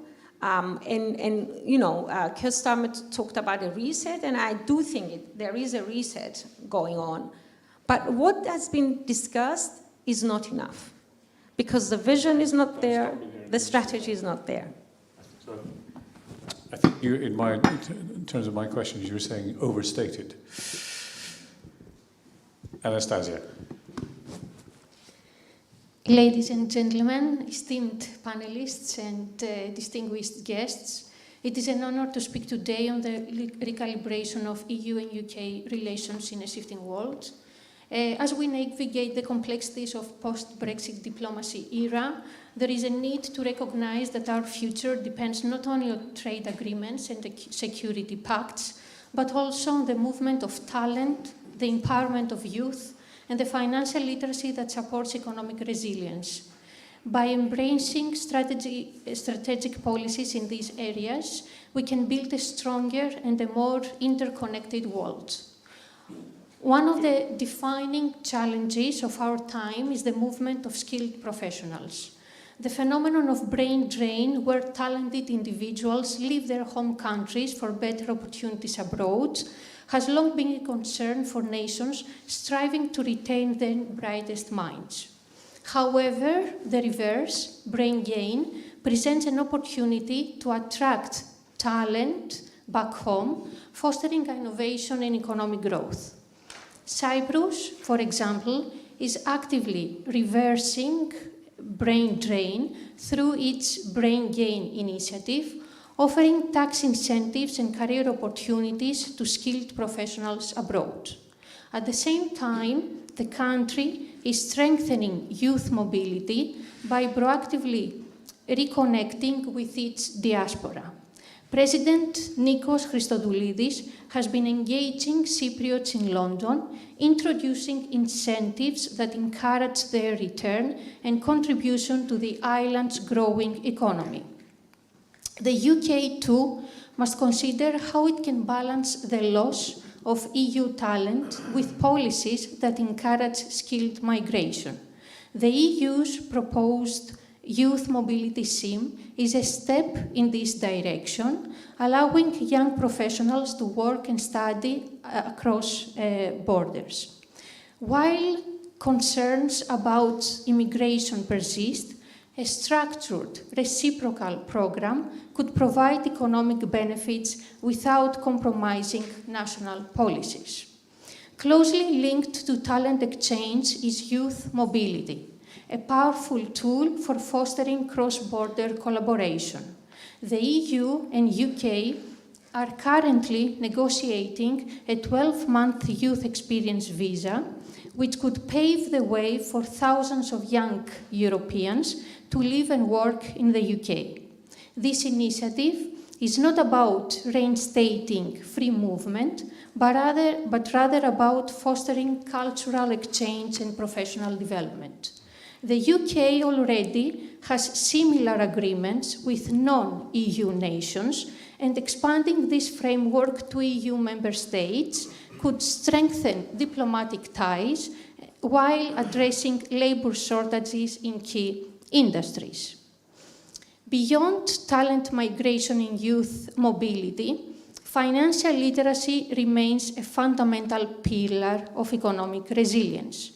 Without a financially informed public, even the most well-intended monetary policies risk falling short. The European Central Bank has emphasized that financial literacy is essential for price stability and inflation expectations. Cyprus has demonstrated leadership in this area through its Financial Literacy and Education Commission. However, financial education must extend beyond basic knowledge. It should address financial exclusion, equip individuals with smart investment strategies, and safeguard them against misinformation, particularly the growing influence of social media-driven financial trends. In Europe and the UK, young people are increasingly drawn to high-risk investments and get-rich-quick schemes. Reports by the UK's Financial Conduct Authority indicate that younger investors are more likely to engage in speculative investments driven by factors such as competition, novelty, and fear of missing out. The Financial Conduct Authority's Invest Smart campaign has also warned that many treat high-risk financial decisions similarly to gambling, reinforcing the urgent need for stronger consumer protection and financial education initiatives. Crucially, the gender gap in financial literacy remains a persistent challenge. Empowering women with financial education is not only a social imperative, but also an economic necessity that strengthens participation and resilience across all demographics. Cut to the final line, please. Yes. So, as we talk about recalibrating UK-EU relations, we must embrace forward-looking policies that encourage talent exchange, empower youth individuals, and strengthen financial literacy. The future of our economies depends on equipping individuals with the skills and opportunities necessary to thrive in an interconnected world. Thank you. Thank you very much, Ian. Thank you. I'll keep it very brief, and thank you to the introduction to speak here. And I'll make the usual qualifiers that everything I say, particularly on Brexit, which is a highly divisive and polarising issue, are made in a personal capacity and not made in a Bloomberg capacity. So to go back to your sort of threshold questions on the reset deal, substantial, limited, or overstated, and I say this really as a sort of business person, I'd say all three. And I'd say I would agree with a lot of what I've heard in terms of substantial in terms of vision and narrative and a platform to move forward. But if you really unpack the specificity of the line items that were agreed, I think it's limited. And I think in many ways, from this side of the channel, it had to be. I think if you look back at that Brexit negotiation originally and then the Brexit debate leading into the vote, people have short memories. It was highly emotive, highly divisive. And so I think it's a credit, actually, to the current, it's not a political statement, to the current administration to lay out what are, and I agree with what was said earlier on, tactical steps which could lead over the longer term to a more overarching strategic result. But so if you just, and again, very briefly, if you look at the trade and economic output, it's modest. If you look at the youth mobility things, it's tactical, but again, welcome. If you go down defence and security, travel and border facilitation, I would say the same. On fishing and some of those other issues, I think what's important again is the signalling. Compromises were made. And so to the earlier panel, building trust and creating a platform, I think, is almost more important than the specificity of what was agreed this time round.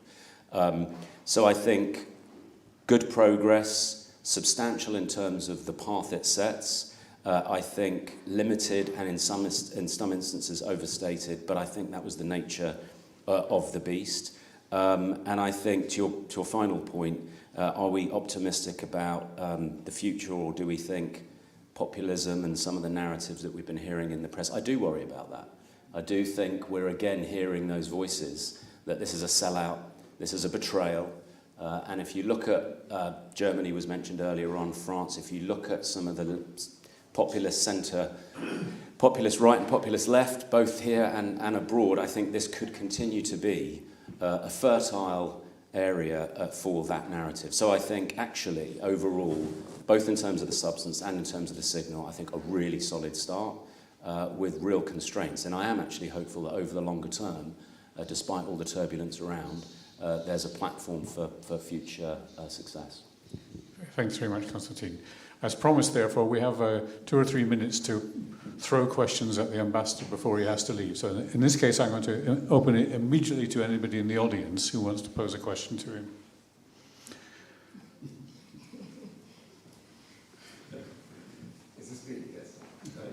Yes, Ian, thank you. John Peter from The Economist. The real point, which I think you've all touched on, is that the constraints on this negotiation are set by the UK's red lines. And I guess my question for the ambassador really is, when you look to the future, do you think there is any chance of a softening of those red lines, and possibly also of the EU's own red line, which says you cannot have full access to the single market unless you accept all 4 freedoms? We know Northern Ireland has access to the single market without accepting the 4 freedoms. So, you could be flexible that way around as well. Go ahead and answer that one. And then anybody else who has a quick question for the ambassador, think of it quickly. I cannot really respond to you, John. I think this, and I think you phrased it, I would say I subscribe to what you say, absolutely, but you phrase it very nicely, and it is a first step. It is important. It is taking into account certain constraints, but I do think it is still very substantial, and it will, it's not easy to implement because the agreements that we have to enter into will require complicated negotiations and delicate negotiations. I do think that there is the willingness to do it on both sides. Again, the way it will be welcomed in the press and some media particularly will probably be complicated as well. But I do think it takes us forward very substantially from where we were. And it does achieve one of the goals that the Labour government had given itself to conduct a reset while respecting the red lines it had set. And therefore it is going to, so I think I understand, we can always say something ambitious enough or not ambitious enough, and there are many people in this country who would want a more ambitious relationship with the EU. At the same time, there are clearly people in the country which view the ambition with care. So I think all this has been taken into account. What will happen in the future? Who knows? It is an important step, and I hope it will take us further. Any other question for the ambassador? In that case, I'm going to pose one. I said, are you pessimistic or optimistic? You've been sounding optimistic, but how do you justify that optimism? Well, I think, you know, if you would have asked me a few months ago whether we would have such an ambitious set of agreements, and many of them agreements to agree last Monday, I would not have been sure that we would be having this, because it required also political courage to take it forward, and political courage was there, and vision in what needs to be. I think there is a vision that is clearly stated in a joint statement that deals very much with the items that you have been raising. I do agree with you that this vision is not part of the public discourse. And so the step that has to be taken, I think, more clearly is bringing this vision into the public discourse. But the vision is there. And therefore, it really has a potential for further development, and that's what gives me optimism. I also look at the reality of international life and what surrounds us. I do not see many alternatives to a stronger relationship between the European Union and the United Kingdom.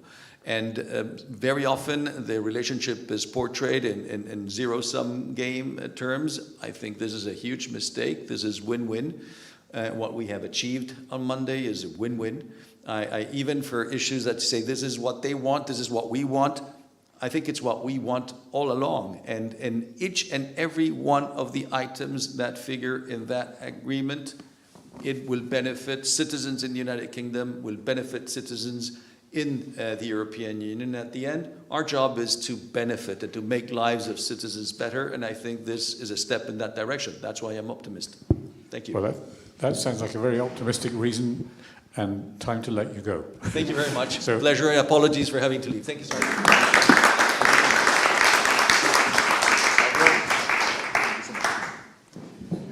Right, we can now continue. I hope you'll accept that I first ask a couple of questions, and then we come back to the audience for the remainder of the session.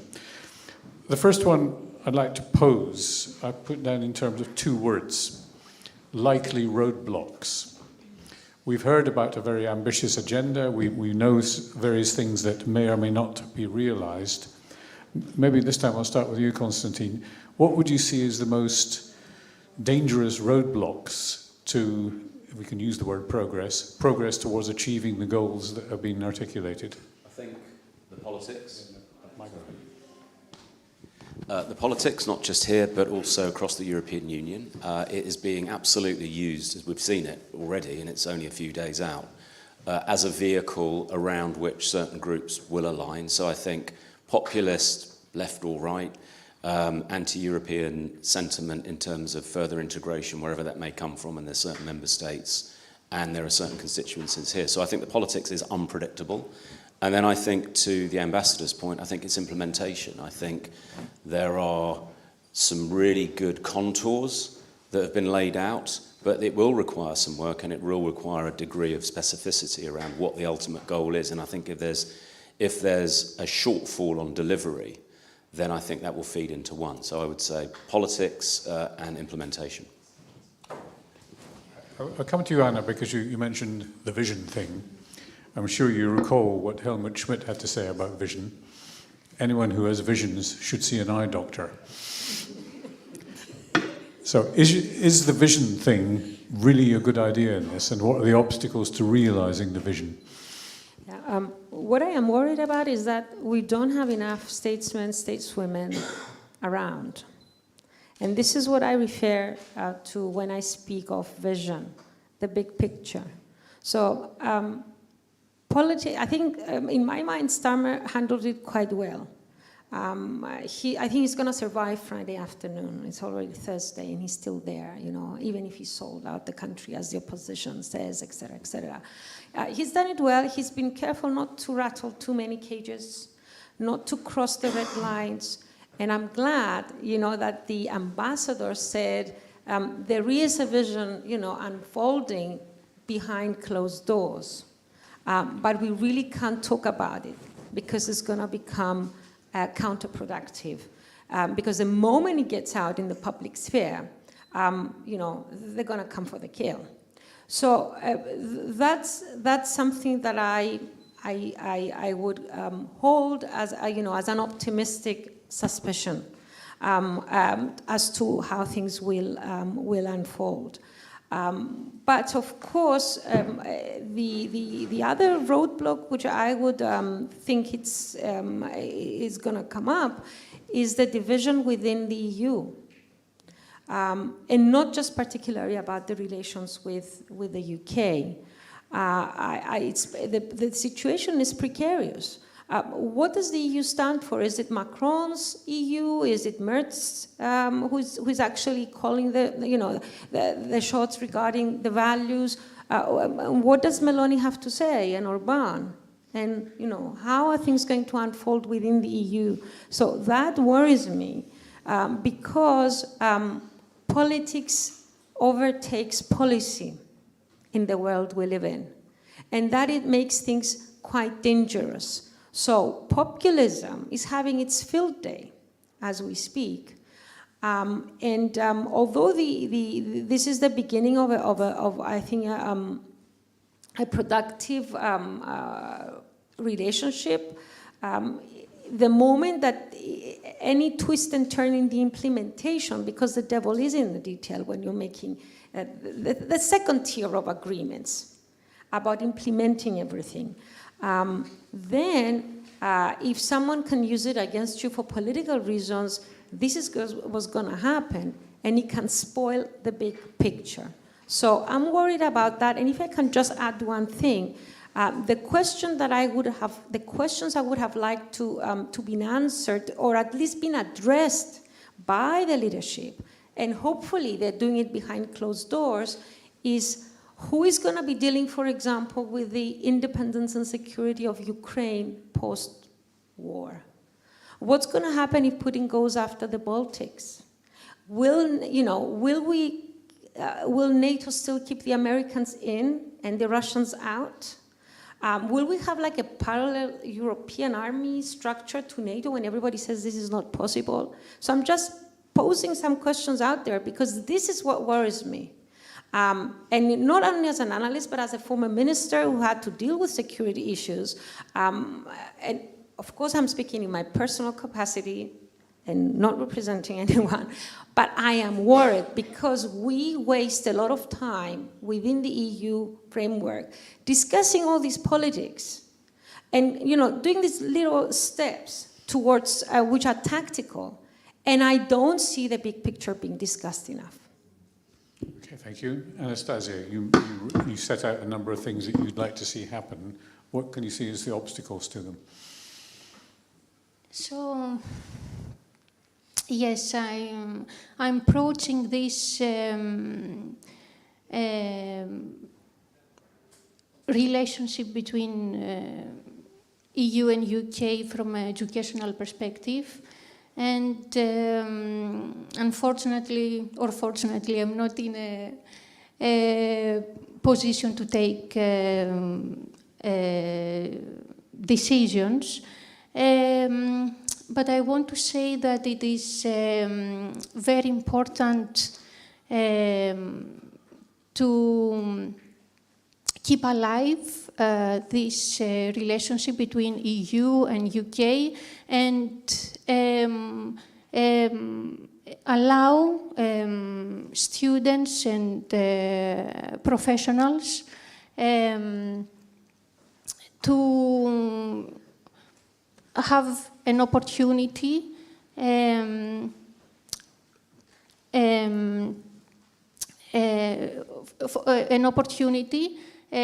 to live abroad, and but that's what the deal promises.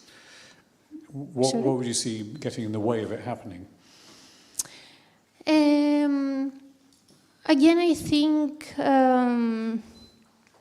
it's the politics and other issues that have to be solved before giving priority to education, because I'm approaching this relationship from the educational perspective. And I think that governments do not focus that much on the opportunities that young professionals are seeking to have, but put as a priority other issues as we discussed. I think one way of putting it would be the bandwidth isn't big enough for them to cover it. Yeah. Okay, let me try to move on to a related question, and maybe start with you this time, Anastasia. If there's one additional thing you would like to see in the UK-EU deal, what would it be? You've seen what's been set out this week. What's your number one additional priority?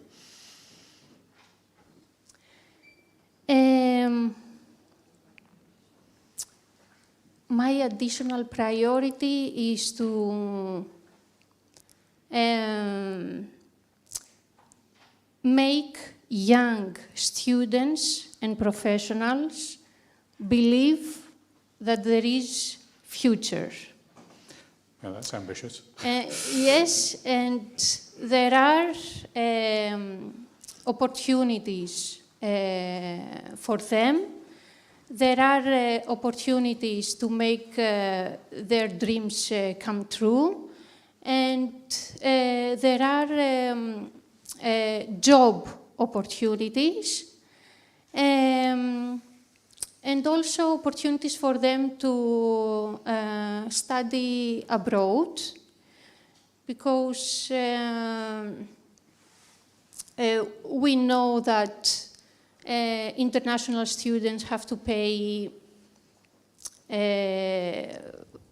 higher fees compared to domestic students in order to study abroad, and especially in the UK. And I find it a bit unfair, and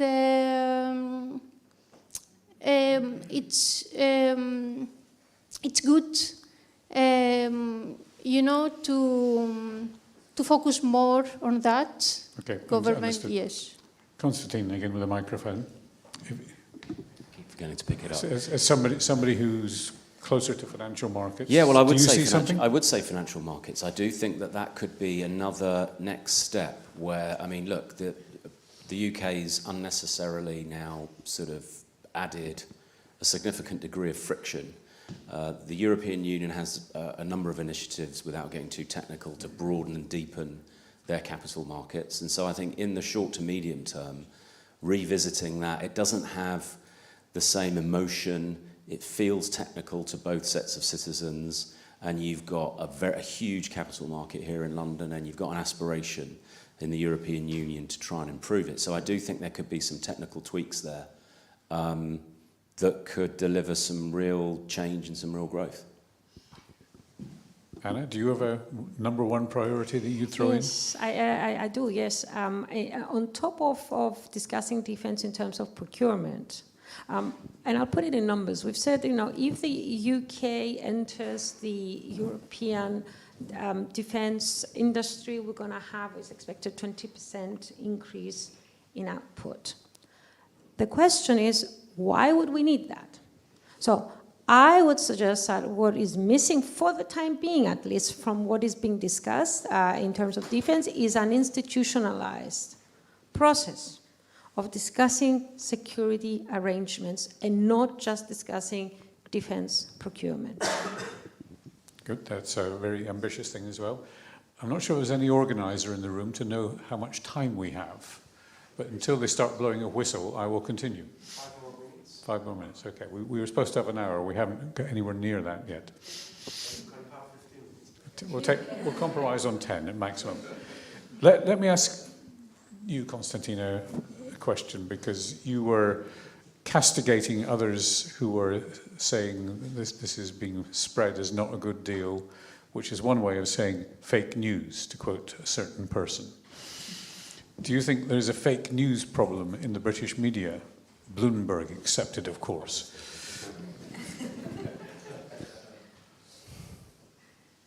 don't think I was castigating. I think I was just making the observation that people with legitimate views had jumped on it and perhaps exaggerated slightly. But I accept that. I'd call that castigation. Look, I mean, the news business now is incredibly fragmented. It's who reads a newspaper, it's online, it's on social media. This is an area where if you go into social media, it's one of those echo chambers, right? And so it is incredibly divisive and not always fact-based. So do we have a fake news problem? I'd say to a degree we do, yes. And I think, and I'm not just sort of making a plug for very reliable fact-based news organisations, but I do think there's a really important role to be played for legitimate, stood-up, fact-based editorial news reporting on both sides, so or whatever side of the debate. So I don't think it's as dramatic as in certain jurisdictions, but it's certainly an area where I think we will see more of it. At this point, I propose to open to the floor again. Is there anybody who wants to put a question, either in general or to particular panelists? Right, well, we have one here and then one there. So we'll take the two together, if that's all right with you. So starting at the front and then immediately behind. Just tell us who you are and pose the question succinctly. Will do so. I'm Anna Petridis and I'm here with Oxygen for Democracy, the organizers. And thank you for a great panel. So I want to talk about the US. So Must you? Sorry? Must you? With apologies, I'm going to jump across the pond and ask, with a new US leadership, how do we see that affecting the EU-UK relationship? We've seen EU leaders and leaders of member states which hold key positions in terms of their influence on the EU, engaging with Keir Starmer on key strategic matters. Where does the US come in all of this? And what does it mean when states such as Canada, which are geographically closer to the US, are aligning with the EU and the UK? What does that mean when it comes to the relationship between the UK and the US? Are there competing priorities? Great question. Can you pass the microphone right behind you, please? My name is Andreas Apostolou. I'm a master's student at LSE, Economic History, also research assistant at the Hellenic Observatory. So my question revolves around what has been said by Ms. Prokopiou about vision and the way we do things. So as a historian student, I've been exposed to things like pre-modern dynamics in Europe, but also in post-World II reconstruction, and where this vision came about and reconstructed economies.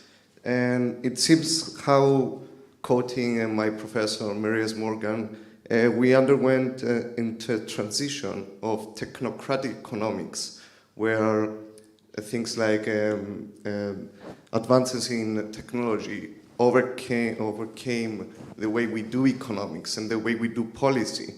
So my question is, do we need less technocracy in the way we do things, in the way we do economics or policy? And a follow-up question is, can we do this, and can we become less technocratic and more visionary? That's my question. And I think maybe you should start with the second one. Yes, I'll start by saying something which may sound a little bit controversial to some people. The European project, who started it? Who funded it? Who protected it? Wasn't it the Americans? Who paid for Europe to be reconstructed after the Second World War? Marshall Plan, does it ring a bell? So the post-World War order and the European Union, as it has sort of progressed through the years, was to begin with an American project. Now, the Americans have now decided to abandon both projects, according to a very important man, who, whether we like it or not, who happens to be the American president. So how does that lead to the discussion we're having here? The EU and the UK have more in common now than ever before, because not only do they share geography, not only do they share history, they also share values, and they share a world vision which is similar. That vision is no longer shared by the Americans. The values are no longer shared by the Americans, at least the official administration. So the answer to me is obvious. You need to come together because there's no one else to do this for you. And yes, the tyranny of the technocrats is a phrase which has been used in the literature to describe the experience we have from all the international institutions which sometimes behave in an overarching way and make policy instead of the politicians, making policy.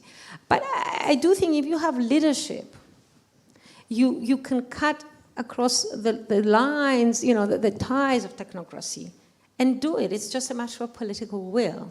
And sometimes the political will doesn't exist or is weak because it's easier to let, an engrenage process to take over and just let things happen. So we shouldn't let things happen. Change should be a conscious decision. And to make conscious decisions, you need leaders who can take those conscious decisions. Anastasia, do you want to answer either question? Yes, I want to. Of course, I will not approach it from a politics perspective, but from an educational perspective. And we know that President Trump decided to cut budgets from universities in terms of research. And I hope this will not expand to the UK and Europe as well. And I think we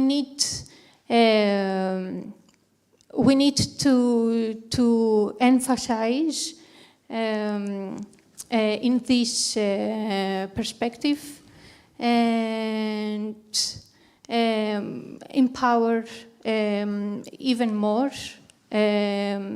this relationship. Okay, thank you. Konstantin, if Michael Bloomberg were with us today, I'm sure he had some rather tough things to say about Trump. But there's also a suggestion implicit in the question that the UK is trying to span Europe and the United States. Now, the old-fashioned way of saying this is if you sit on the fence, you get a sore backside. What's your view on this UK dilemma between the one side of the Atlantic and the other side of the English Channel? You're right about what the boss would say, but again, I'm here in a personal capacity, so I won't go there. I think that it's a great question, and before I just sort of get to that specifically, I think, and I ran a business in the States for a while, and I think it's really important to understand that consensus, that post-war US consensus, that there is a geopolitical priority for US foreign policy, defense and economic in Europe is, if not over, fundamentally disappearing. And if you put that in context, it goes back to, well, why is Trump in the White House? And a lot of my nice East Coast, New York metropolitan friends are still fundamentally punch drunk, right? Because Donald Trump now and the Republican Party or MAGA Party is the party of the blue-collar working class in America. And Latinos and African Americans and young men and all those constituencies that used to be a given for the Democrat Party have disappeared and are voting Republican. And this is not, European affairs are not a priority for them. So that populist, simplistic approach, which goes to your technocratic point, is very much in favour. And, you know, subject to what happens in the midterms, I think that's what we're dealing with for some time. To your point on Starmer, I do think there is an opportunity. I mean, I hear what you say about sitting on the fence.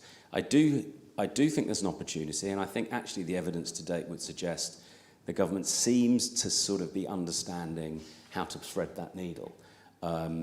Big displays of history in the White House and signatures from the King play well in the court of Donald Trump, and that seems to have been reasonably effective, and it's actually had some concrete outcomes in terms of tariffs and discussions, but also the ability to say that maybe the British government can also act as that interlocutor back into Europe where you've lost a bit of interest. So not easy and a challenging strategic question, but I think it, on balance, is an opportunity for Britain. Great. Well, finishing in an opportunity for Britain sounds to me like quite a good idea. So I do have one last comment to make on Canada, which you mentioned, which is that the 51st state, as somebody would like to rename it, in fact has far closer, not just economic relationships, but is a closer socio-economic model to the European Union than it is to the United States. The welfare state is a phenomenon in Canada which you could recognise from a European lens. So I think that's also important.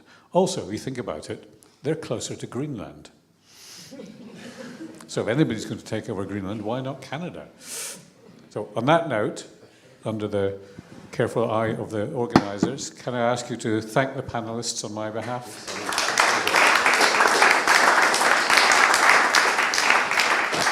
And I think I saw some lunch being set out outside. Is that correct as well? So thank you very much for another very interesting and lively panel. And as we conclude today's forum, I would like to offer my sincere thanks to all our speakers, moderators, and audience members, both in person and online. Your voices, ideas, and patience made this event not just meaningful, but hopefully impactful. Special thanks goes to our partners and supporters. And most importantly, I would like to thank the High Commissioner, Mr. Kouros, and of course, Melivia Dimitriou, for the excellent collaboration we've had for the second year in a row. The Cyprus Forum London continues to demonstrate the value of transnational dialogue, diaspora engagement, and strategic partnership. And we look forward to building on today's discussions and working with all of you to shape a better future for Cyprus, the UK, and beyond. We hope to see you again next year, and please enjoy the lunch outside. Thanks, everyone. Thank you.